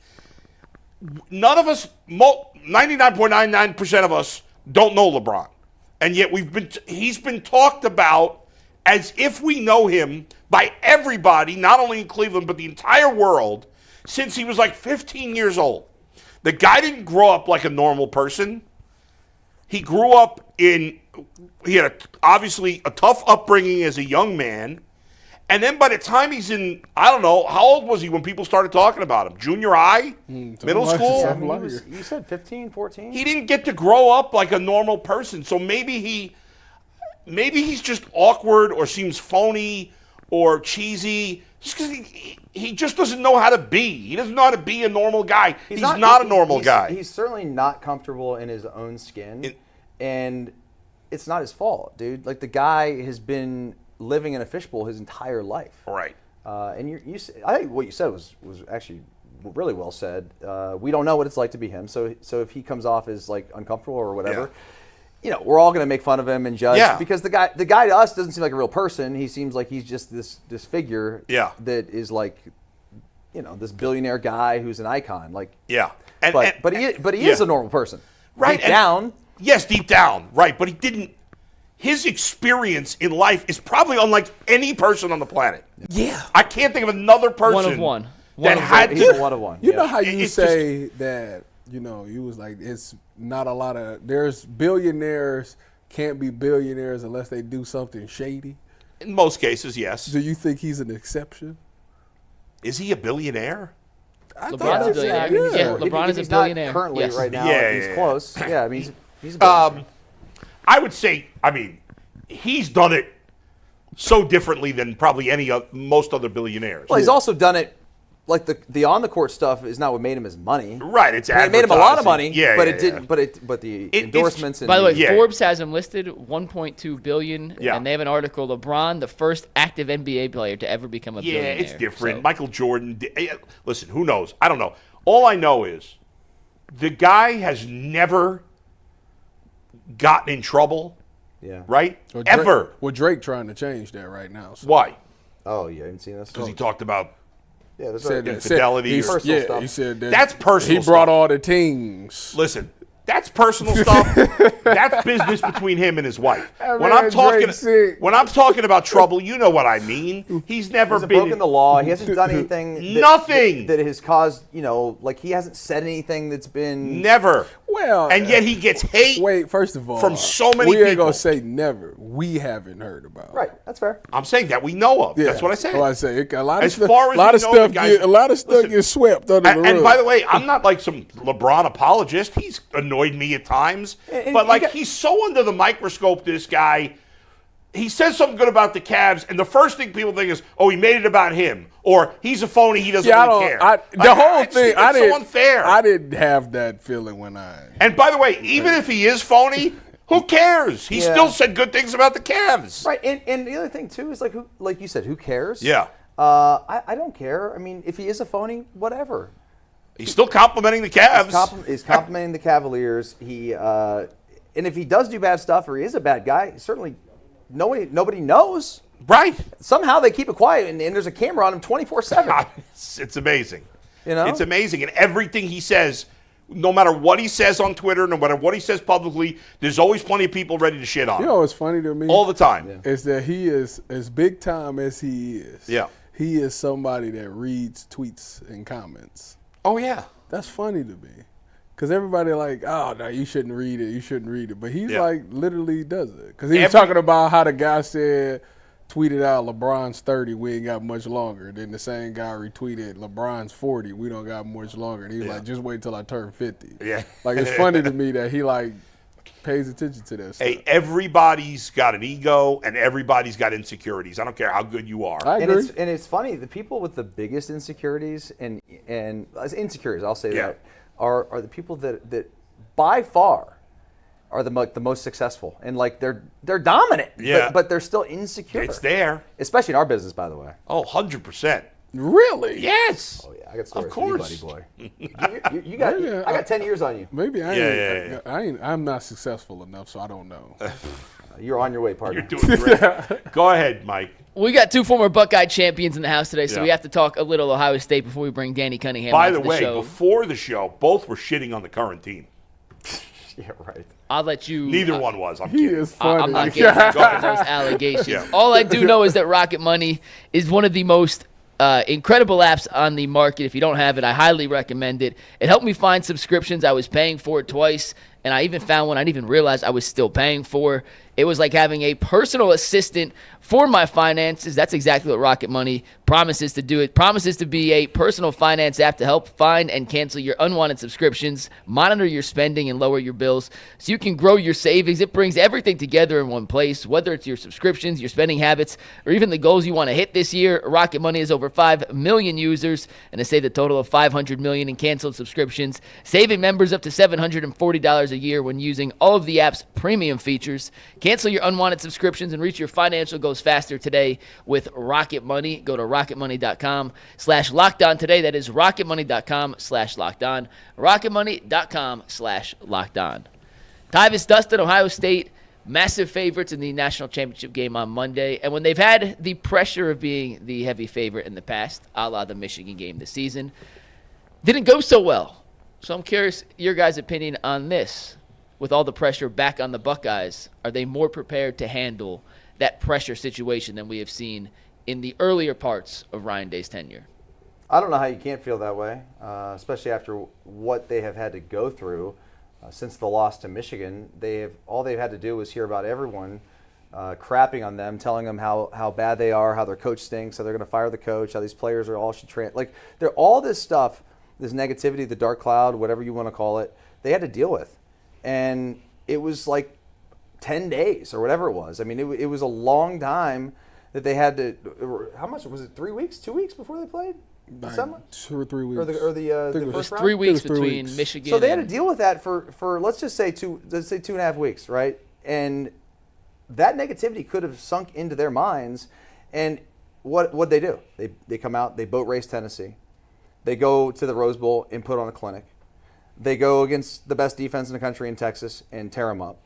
And now they're going to face Notre Dame, another really good defense, not as good as Texas, by the way, and they're going to tear them up. They are battle-tested. Number 2. The Fighting Irish, last time I checked, and here's the helmet. So where's the camera? There it is. Hold on, you're not on camera. There we go. There we go. This does not have a yellow thong in front, okay? Meaning a Michigan helmet. This is a Notre Dame helmet. They're not scared of these guys. Oh, my goodness. Why you have to put that out there? Because it's a fact. I mean, that game was an anomaly. I agree. I kept saying that, but a lot of people wasn't trying to hear that. But anyways, no, I think Dustin's right. I think due to the fact that they've already had that situation where they were heavy favorites and they didn't perform is exactly why they're going to perform better this time.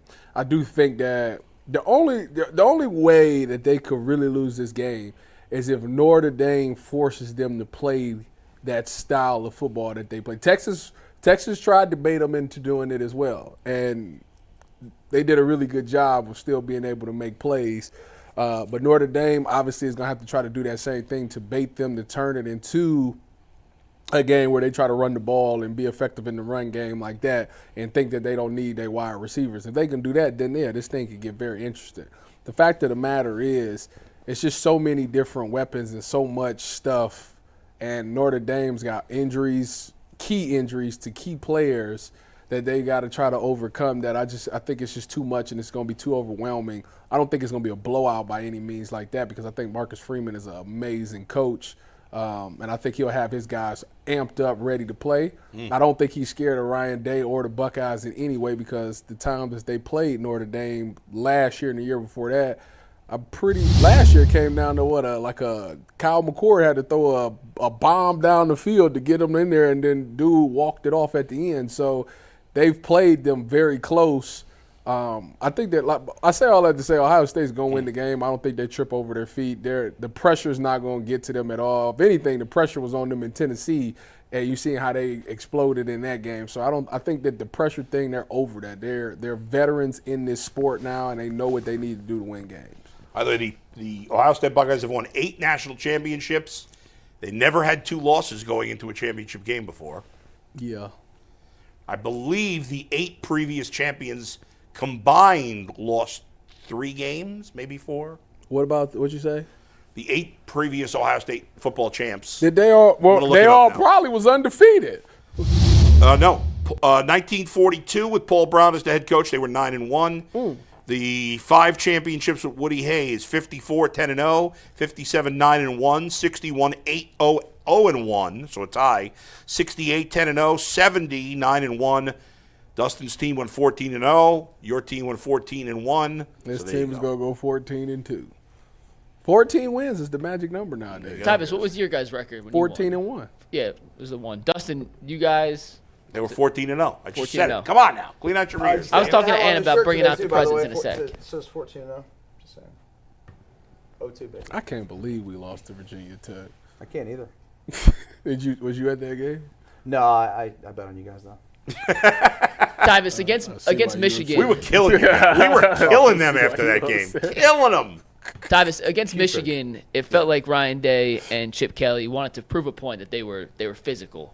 And we all know the Lou Holtz situation with Ryan Day and what happened when they played last year. Tootie tat. I like to know where Lou Holtz is right now. Go ahead. Lou Holtz said he was going to the game. Yeah, he said he's going to be at the game. So I'm curious, do you think that Ohio State, I don't want to say they're trying to prove a point, but is that going to play in the back of their head in terms of their offensive philosophy trying to attack this Notre Dame defense? No, I think that the thing is, I think they've got to peace that I think everybody in the country knows that they could be a physical style. They could be a physical team, so I don't think that nobody's calling them soft anymore. Yeah. Emotionally, that might be a totally different thing. You might be able to say that, but on the field, physically, I don't think you can say that this is a soft bunch of a group of people. So I don't think that they will get baited into that. I think that they're at peace in knowing that they play a style of football that works. And if that's winning you games and national championships, there's no way that people are going to look at you and tell you that you saw. So, yeah, I think they're above that now. I don't think that the Lou Holtz quotes or, the Jim Harbaugh quotes, I don't think none of that holds weight in this game. I think right now this is all about playing their style, being explosive offense, being able to beat you in the run game and the passing game. And if that defense plays the way that they've been playing, it's been the most physical style of football I've seen in a long time. So they'll be fine. Let me say this as someone who's crapped on Ryan Day probably more than anybody on this show.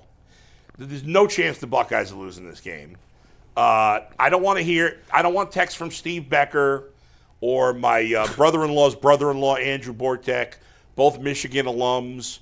Nobody cares no one any longer cares that Michigan won the game. No. It doesn't matter. Michigan sucks. They cheated every year but this year. We know this. Steve, you know this. I know you're a homer. You know Michigan cheated. They cheated every year with Harbaugh. Harbaugh continued to cheat until the playoffs. Then he played it legit this year in the playoffs, and look what happened. He got embarrassed and humiliated in the playoffs. Okay, they cheated. This is not even a debate. This is crazy to me. Nobody cares about their 15-0 record. They cheated. It's 100% accurate. There's no argument against it. And I'll be honest, I don't really care that much about Ohio State. If it wasn't for my 2 friends here, I wouldn't give a rat's ass about Ohio State. But it just is what it is. Let's stop pretending Michigan really did something legit. They cheated 100%. Does anybody have something to counter that? Well, I would say that they did. So my thoughts on the whole Yeah. thing are they were brilliant, the way that they handled it, and I think a lot of teams probably do what they did. They just weren't as good. I don't have a problem with it actually. Like, You don't? I actually never really had a big problem Look with at that. it. So I just ranted and raved about nothing, and you two guys just backed right down. They got the edge in a way that is unethical. Yes. But there's a lot of things that are unethical in sports. Certainly, I have no college respect athletics. for it. I have no respect for anything they've done. I don't that's fine. believe in this non-ethical nonsense. And that's why I don't care if the steroid players get in the Hall of Fame or not, although personally I would vote for them if they were way above the line. Mark McGuire. But I don't care that they're not in. Mark McGuire didn't take steroids. Mark McGuire 100% took steroids. No, he didn't. 1,000%. There's no debate on that. He didn't. Go look at him in his rookie year in Major League Baseball. You tell me he didn't take steroids. They just want you to believe anything. Mark McGuire, he got tired of people saying We it. got so swag, boys. He just Look at this. agreed We got to swag. We got swag in the Ow! house. That hurt. It. Shout out. Helmets. Oh, we got more swag. We got Brutus. So tell us about these. So these Yes, are sir. Very comfy. A snuggable, plushable. Yeah. You can go to plushables.com and you can get one of these. This is a pillow, right? You think it's a pillow? You're wrong. I've not opened this before, but Okay. I was told these are awesome. It's supposedly a hoodie inside a pillow. So Brutus, right, turns into what? Look at that. Ooh, swagged out.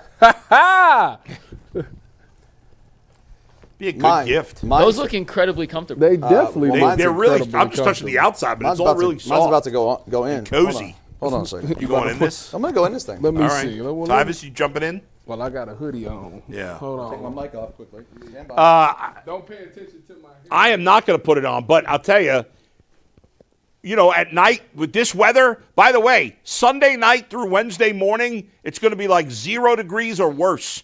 You want something cozy and cuddly with your significant other? Buy these. Let's go. I'm gonna have this on for the game. I promise you that. I want to freeze your ass off out there. We can't hear you guys because their mics Can't hear are off, you so- guys. That's right. Oh, even my mic fell off here. What is it? No, it's not. My mic's good, right? No, your mic's good. I'm talking Okay. about Dustin and Tyler. I'd wear this outside to clean the car here. Look, You guys look good. that look great. That is awesome. They look so funny, but they look very warm. It is very comfortable. It's fire. You guys will be sweating bullets by the end of the show here. It's very, Look at that. very comfortable. If you want your own plushable, the website is on the lower third here. These Yeah. are called the Snuggable collections. And Dustin, are they as comfortable as they look? Oh yeah, this fall this asleep is, right this now. is like I have these blankets at home on our couch that are made by like UGG, and they're super soft. This reminds me of like wearing a blanket. I will have this on. I'm gonna be sitting next to the fireplace, watching the Natty. I'll be all cozied up. Yeah. While you playing, when I do post, Well, when well, I I'm- do post game, I You got might have the it on. pocket there for your hands. Dude, it's got it all. Look at this Yeah. thing. We'll zoom It's out. like Hold Tom on. Brady here. Tom Brady. It's like a hand warmer.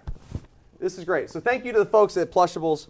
We really appreciate you Plushables. guys. Nice If job. you guys would like a Snuggable, if you want to be as cozy as us for the Yeah. college football playoff, you can. Nice. I like that. All right, we're going to pivot, bring our next guest in. Guys, we have a rematch tonight between the Cavs and the Thunder. Danny Cunningham's here to talk about it, and we are going to do an Ultimate Cavs post-game show tonight coming up after the final buzzer blows between the Cavs and the Thunder. Yeah. Myself, Jason, and maybe some other friends will join us, but we will have an Ultimate Cavs post-game show, so make sure you guys tune in when the final buzzer sounds between the rematch tonight on TNT, a nationally televised contest between the Cavs and the Thunder. And with that, we are thrilled to welcome Danny Cunningham of the Locked On Cavs podcast to the show to help us break down the matchup between the two best teams in the NBA. Danny, are you playing with the doll there, Tyvis? Danny, would you like a doll? I'm good on that one. You're good? I'm good there. All right. No, I'm a Notre Dame fan. Oh, shit. A Notre I see Dame the fan. problem. Well, then, thoughts on the Oh, game? my God. I think Ohio State will probably win. Like Yeah. I think they have a significant amount of talent that Notre Dame just doesn't have right now, especially on the outsides offensively. Feel a little bit better if Benjamin Morrison were healthy for Notre Dame and playing, just like having that really good corner that had a really good game last year against Marvin Harrison Jr. Yeah. But I just think that they're missing too much. I don't think they're dynamic enough offensively to keep up. Will Notre Dame's quarterback be working at AutoZone next year or Subway? I actually think he could be a pretty good tight end in the NFL. Oh. Like dude's a tank. He's really athletic. He's like, how does Notre 6'5". Dame not have a legit quarterback? I think that the kid they're going to have next year is going to be pretty good. Quarterback. I think next year the kid that's going to start for him, C.J. Cart's Lloyd Carr's grandson. Yeah. He was a highly ranked recruit. I think he's going to be the starter next year. I think that's when you'll start to see them have a good quarterback. What do you think about the fact that Joe Montana's traveling the country telling everybody that Rudy Rudiger was a piece of shit, basically? I mean, whatever Joe says, man. I don't. The movie's great, but that doesn't mean that's reality. Apparently the movie was a total fraud. I have all movies can be. because it ruins the movie. In my mind, what's the actor's name? Sean Astin? Yeah. That dude is Rudy to me. He is right. The real Rudy doesn't exist. Yeah. In my mind. Yeah. Because it would ruin the movie. That's fine. I met I'm good living in that reality. Oh, yeah, me too. I'm good with that. Me too. All right, let's get to the Cavs. Obviously, great win last week at home against Oklahoma City. And they're missing one of their key pieces this week. We were talking about that earlier.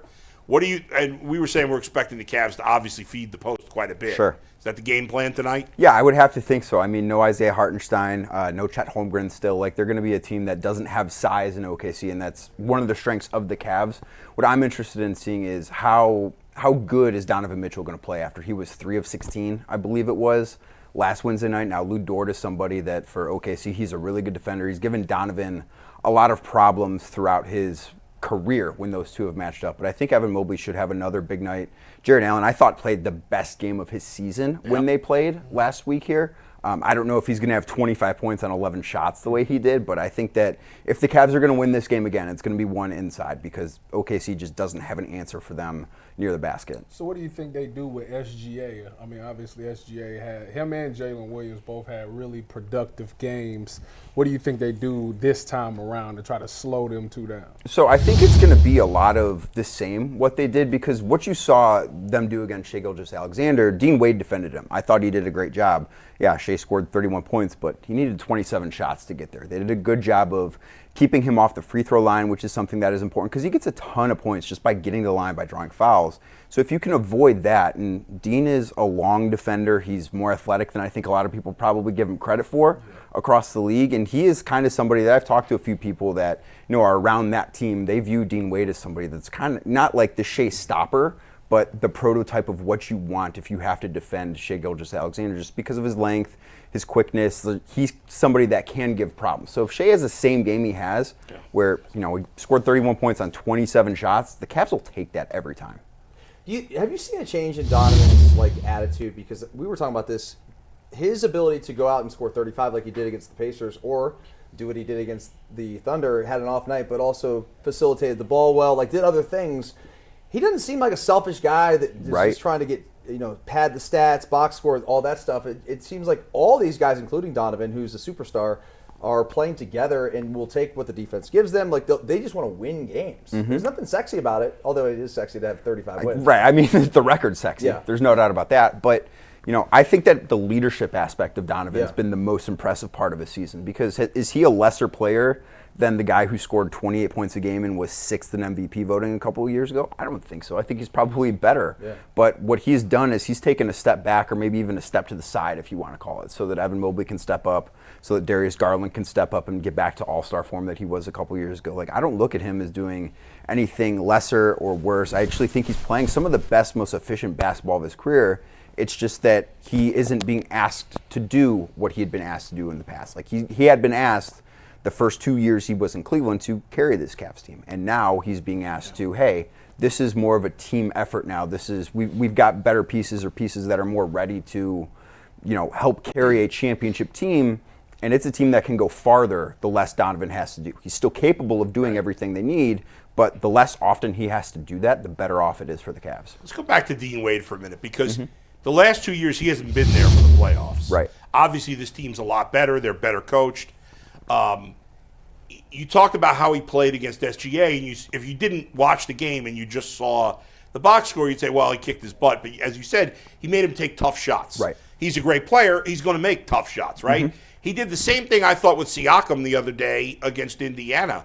If they have Dean Wade in the playoffs, if he's actually healthy this year in the postseason, I think in the playoffs where you're playing a whole series, these good players may get worn down a little bit with Dean Wade defending them. And even though they're going to have big games because they're good players, as the series goes, that could be a big factor. Right, and this is going to sound insane to say, but Dean Wade is one of their more irreplaceable players because they don't have someone else that's like him. Like, if something were to happen to Donovan Mitchell or Darius Garland, it's obviously bad news, right? You don't need me to tell you that.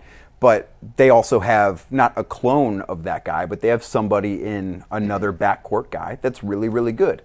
The only guy that's like 6'9", 6'10", athletic on the wing on this roster is Dean Wade. Like, he is somebody that they have a hard time replacing. That's why his stats aren't going to blow you away. He's not going to be somebody that you look at even as an all-defense guy. I mean, you saw against Indiana, he didn't score, but he was also, I think, a plus 12 in that game because he can do stuff, particularly on defense, while still spacing the floor on offense. He's going to be respected as a shooter that they just don't have other guys that are capable of doing that because he brings a size that no one else has.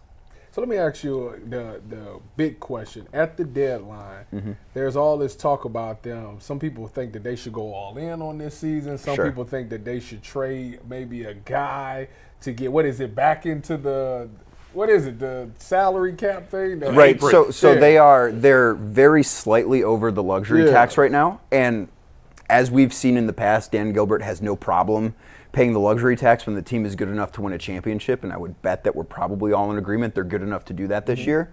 But they're going to be in the luxury tax for years to come. This is not going to be a cheap team with the extensions they've handed out to Donovan and to Darius and Evan and Jarrett.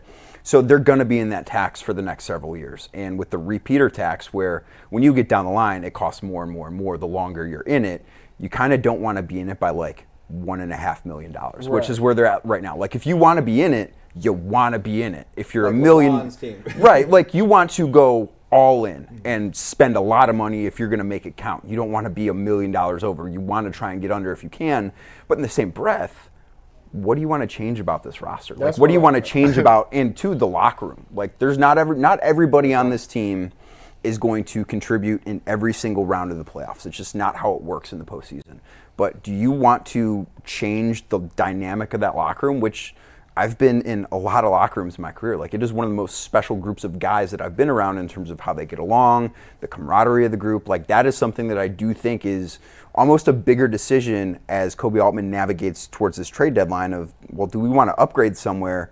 And the cost is more so than just trading away a player. It's trading away an actual person out of that locker room, and that could make a difference. And the Cavs are in a unique situation, I think, because they don't really have assets to significantly upgrade. Right. If you said, okay, well, we can get a huge upgrade over Dean Wade, okay, maybe you consider it. But they don't have anything to trade to do that. So if you're only going to get a slight upgrade anyway, why would you mess with the chemistry of a team that's playing so well? Right. I don't think that they should. I think that they should be a team that stands pat. And, if you go back and look at teams that have won the title in the last just 10 years, so go back to the first Warriors championship, the year they beat the Cavs for the first time in the finals, teams very rarely that win the championship make a trade in the season. It's a very rare thing, and if they do it, it's for a very minor player. I think the last time a team that traded for a starter in the middle of the season was the Milwaukee Bucks the year they won the title. I believe of the last 10 years, only 2 teams have traded for a starter midseason. It just doesn't happen.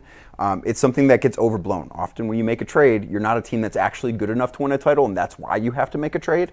I don't think that's where the Cavs are. I think they're already at a point where they're good enough. I don't think a trade's necessary.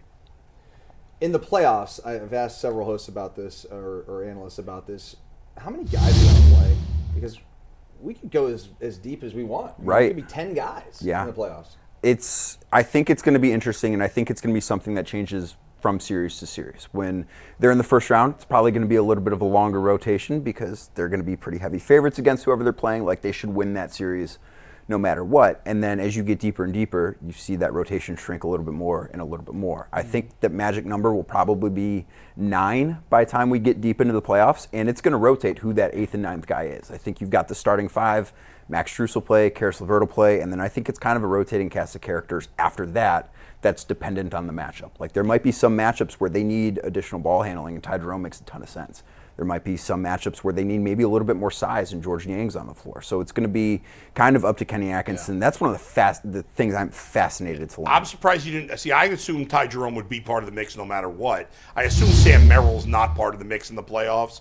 And Okoro, I guess it depends. It depends how Isaac's shooting. Like Yeah. he's not. I don't think he's made a 3-pointer since that shoulder injury. Yeah. He's and, one of and that's 14, one of the things I think, that I right? wonder about is he going to be able to get that shooting back to where he was? Because before he got hurt, he was shooting almost 50% from three. Right. Like he was awesome. It's just until that injury happened, he was great. Is he going to find that rhythm again? Yeah. I don't know. I was going to ask about Okoro, Danny, because Mm-hmm. since he's come back, he's been coming off the bench, and his efficiency, you mentioned the shooting. I think he's 1 of 14 from the floor Right. since coming back, or 1 of 17. It's not good. I've seen the argument online that he has to start to get his rhythm and re-find it. Do you buy the fact that he's just not as effective as a bench player as he would be for a starter for this Cavs team? I don't think that necessarily matters, especially when you look at role players. And some guys find their rhythm better in the starting lineups than others. Some guys find their rhythm better coming off the bench. Like Karis LeVert, I think, is a prime example of that. He wants to come off the bench because he feels like that's the best way he can find his rhythm. When you're talking about a role player like Isaac Okoro, who's playing, 22 minutes a game now on good nights, I just don't think that is worth changing up the starting lineup for them with Dean Wade. That's worked really, really well. I think if we see a move of the starting lineup, it's going to be Max Strus going back into that starting small forward spot the way we saw last year when everybody was healthy. So I don't think Isaac Okoro is somebody that you look at and say, yeah, we could probably get more out of him if he's in the starting lineup. I think it's more of a, what is the best group? And maybe you change some of the groups that he's playing with. I think that could be a fair thing. But I don't think putting him in the starting lineup is going to solve the shooting issues he has right now. Danny, when you look at this, and I think all Cavs fans are excited, but I think in the back of every Cavs fan's mind is playoffs. Right. And when you watch this, we know that playoff basketball is different than regular season. We have some guys that even call it meaningless. Not this year, Not this year. You have not. Yeah. But when you think about that and you watch this Cavs team, is there doubt in your mind, or are you just 100% sure that the team that we are currently seeing right now and how they're playing will translate to the playoffs? I think it'll translate. I really don't have doubt about that. And I think that the fact they have some playoff experience already as a group, like this team did not change from last year. Marcus Morris is gone, but that's it. The rest of the group is back. So the fact that they have experience of, one, finding a little bit of success in the postseason by beating Orlando, and two, also dealing with failure. Like, it's very, very rare for a team to just go, it's your first time together and you go to the finals and you maybe even win the finals.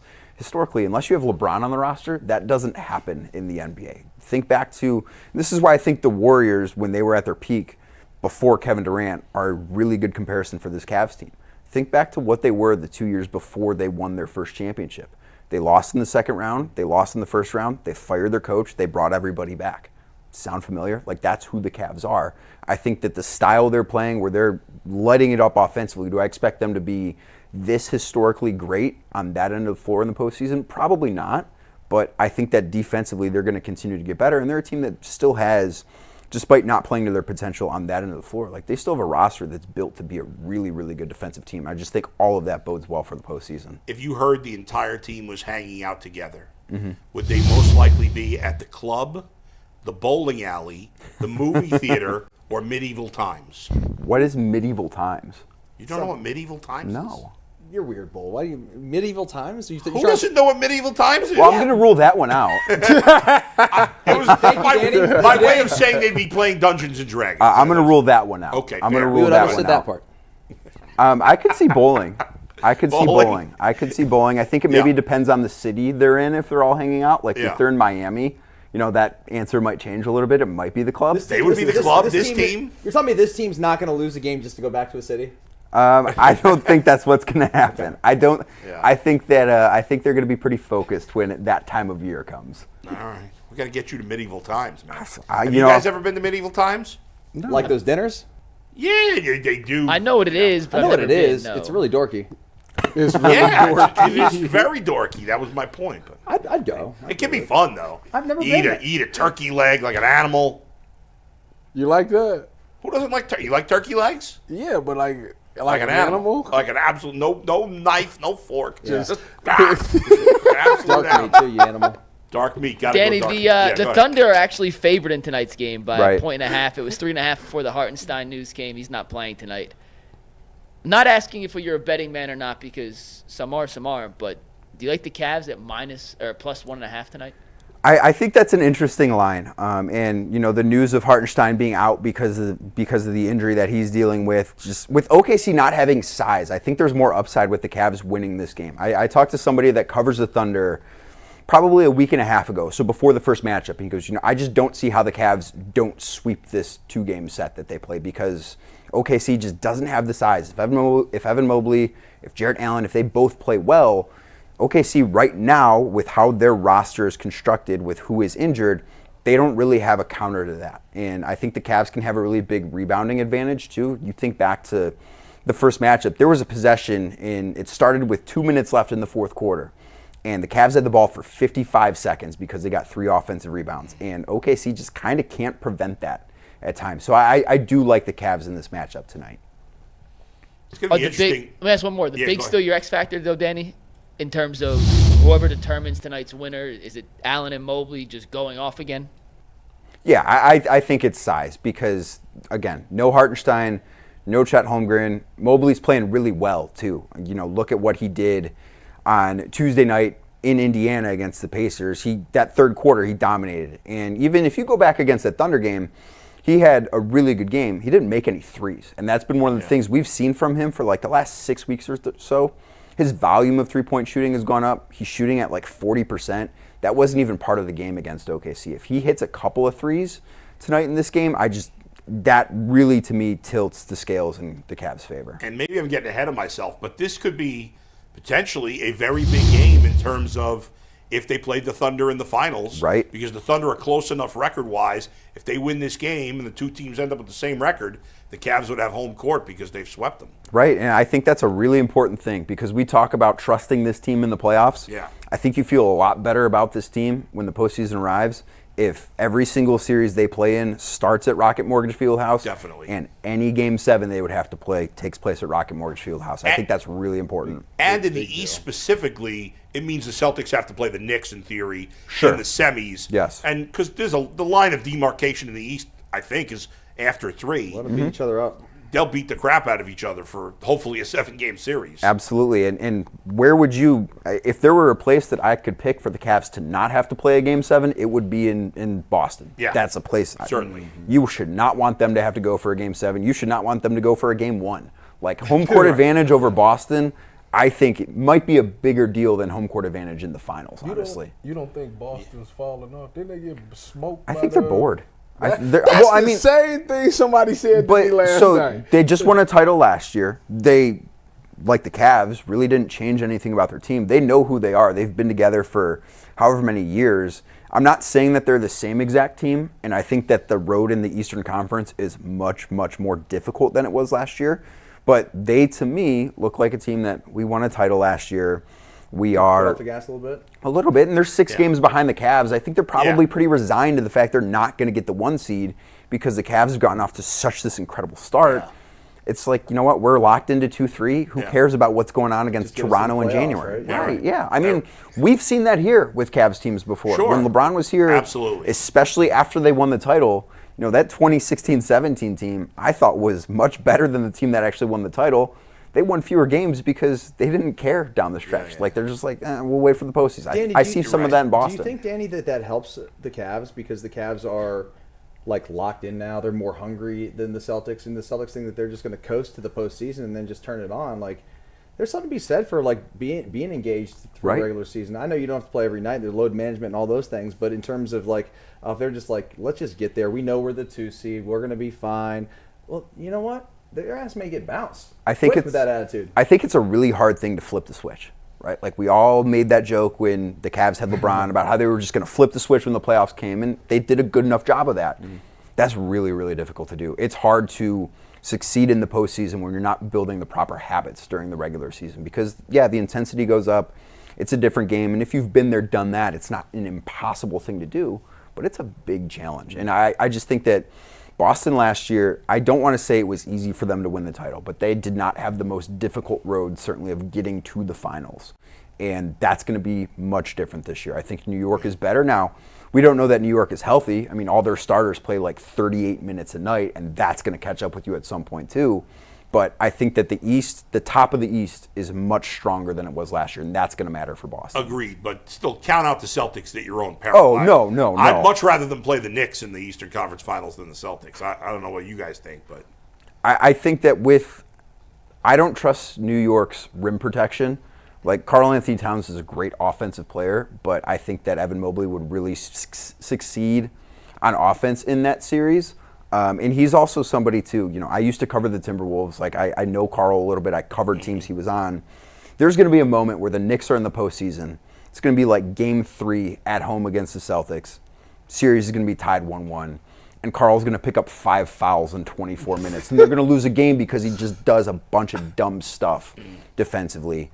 I think the Cavs match up better against New York than they do against Boston because, let's be honest, Boston has more talent. Like, they have Jason Tatum and Jaylen Brown and Kristaps Porzingis. Like, they're a better team.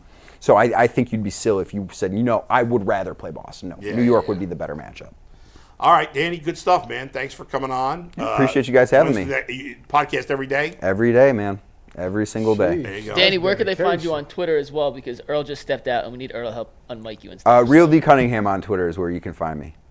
And you also write for Cleveland. We're just going to pump Danny right now. Danny, where do you write? Let Cleveland Magazine. Just walked out on us, so yeah. Cleveland Magazine, my Substack, The Inside Shot, Locked on Cavs. Man, I have my hands in a lot of things. I'm a very busy guy. Oh, my boy Matt Fishman told me to tell you. Oh, yeah, that's my guy. That's my guy. Good guy. Let's do some Super Chats, no?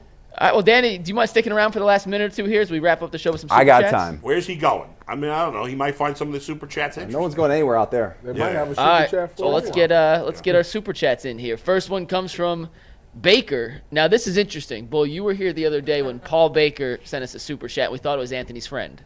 Yeah. Well, it turns out it was not Anthony's friend. There's another Paul Baker in Cleveland who also likes hockey. Seems like a pretty generic name. So we have a Super Chat from the real Paul Baker. And by real, I mean Anthony's actual friend, Paul Baker. Controversy. Who says, imagine my surprise when Anthony tells me there's another Paul Baker that gave a hockey fact and is a Cleveland sports fan that chatted in on Tuesday. I'm the one true Paul Baker. Love the show. Appreciate you guys. We need to get a fight between these Paul Bakers. I would set that up, yeah. Will the real Paul Baker please stand up?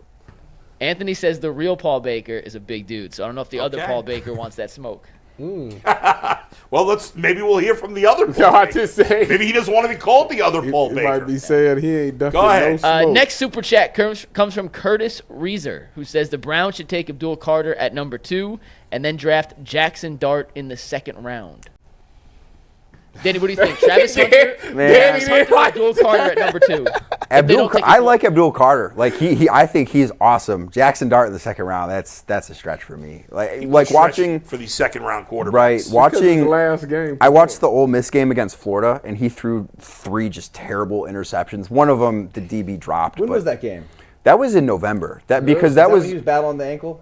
I don't know if he was battling an injury, but that was the game. Like, if he plays better, we don't see Lane Kiffin complaining on Twitter about all these matchups because if they handle business, they're in the playoffs. They just decided, we want to choke against Florida. Yeah. Jackson Dart was a big part of that. Yeah. Does anybody care what Lane Kiffin has to say these days? He's funny. Entertaining, dude. I like him. I don't take everything he says seriously. All right, Mike, next. Next Super Chat comes from Charles T., who says, Kevin Stefanski said, I can show you better than I can tell you. Sometimes that's the only way people listen. Fans, DePodesta, A.B. Haslam, they all messed around and found out. We'll find out. We'll find out if the that's more you actually mess true. around, the more you'll find out. Go ahead. Next. I think the fake Paul Baker might have effed around and might find out the real Paul Baker. Go ahead. Ray Smith gifted 5 now that's memberships. an even more generic name than Paul Baker. There's got to be a million Ray Smiths. And then, Danny, we actually just got this last one, and this is a question for you. Would the Nets take LeVert, Dean Wade, Jalen Tyson, and the 2031 first-round pick, and all the Cavs seconds for Cam Johnson? I think that's a lot for Cam Johnson. I think they probably would take that, but I also think that that's a package that, for as crazy as that sounds, could get outbid. Like, I just think that at some point, because OKC has so many first-round picks, like I think they have 4 first-round picks in this upcoming draft. They can't make 4 first-round picks, right? Like they just don't have room. At some point, they're just going to say, here's a bunch of picks, give us Yeah. Cam Johnson. So you think he goes to OKC? Yeah. That's what I would think. That logically, that's what makes the most sense to How me. big is Cam Johnson, by the way? He's 6'7". He's 6'7"? got good size. I don't know that giving up that much and changing the locker room that much for one player makes a ton of sense for the Who you Cavs. trade? Why would the Nets want any of those players? They just want the picks. So they're going to do it for a bunch of second-round picks and a first-round pick 7 that's why years from now? Danny accurately said Yeah. that a bunch of other teams could outbid them because they could trade first-round picks prior to 2031, which the Nets, I think, are trying to get picks for the next 2-3 years. As much as we like Dean Wade, by the way, like he's a good player because this team's a championship contender. He's a great fit on he's this a team. great fit. He's Right, a great like, role player he's a for glue this team. guy. You don't need him on some team winning 20 games. No, not giving you I mean, anything. I don't want to say he'd be useless on the Nets, but Yeah. for what they want to do, he doesn't make sense in that situation. He's a glue guy. Right. Go ahead, Mike. Anything else? Well, that's all the super chats. Yeah. So I figured we may do something a little fun here. Yesterday, Tyvis and Dustin weren't here. Danny obviously wasn't with us. Yeah. We played a game called Name That Dude, Oh, which shoot. worked out very well. We showed you a random picture Yeah. of a Cleveland athlete from the last 25 years, and we had you guys guess who it was. So do you want to run back a few of those to see how Dustin, I don't Tyvis, know and how Danny well would do? Danny knows baseball. Tyvis and Dustin have zero chance on any of the baseball ones. They may know I'll the tell you football and the that. basketball ones. I definitely want to attempt it. I'm down to give it a shot. Do you know baseball? How do you know? You know Decently. He baseball? knows everything. He's Decent. I've been around. All right. The baseball ones are hard. Like these are all hard. We didn't get a lot of them right. It's generic players. What about the and you football gotta- and basketball? Even the football and basketball were hard. I'm Really? just saying, like, you guys know football and basketball better than you know baseball. How so maybe many? you got a chance. How many football and basketball? I got half the baseball ones wrong. You got it's random. The most random players. For So the these most are part. former Cleveland athletes. Yes. These are all and it's just Cleveland one athletes. picture of them. Run it. All right, From the year Let's give it a shot. 2000 and on. Roll it. Let's do. All right, Ant, let's take the first one here. Who is it? Oh, it's Raul Neto. Boom, Yeah, it is 1 for Neto. 1. There you Danny go. Cunningham embarrassing the UCSS panel so far. Ant, who's this? That's the guy that Is y'all that- went viral for, and I can't remember. Is his that name. Justin Masters? It is. Oh, Nice 2 for job. 2. Danny Nice job. You Cunningham. might have got. That was the only baseball player that was not a scrub. Who's this?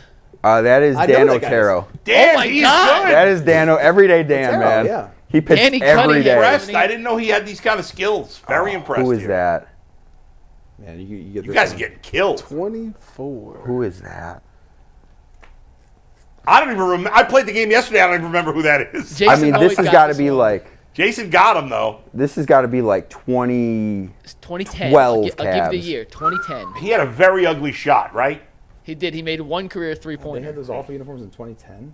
Who is They changed right after LeBron left. the funny like the thing first is, year after LeBron. you'll they say it changed. McKee. Who is it? Again? They didn't get it. Who is it? Samardo Samuel. Samardo. Oh my yeah, goodness! Yeah, I was not going to get that Yeah, one. you have a couple more? yeah. Oh, yeah. We'll take another one here. Some football ones here.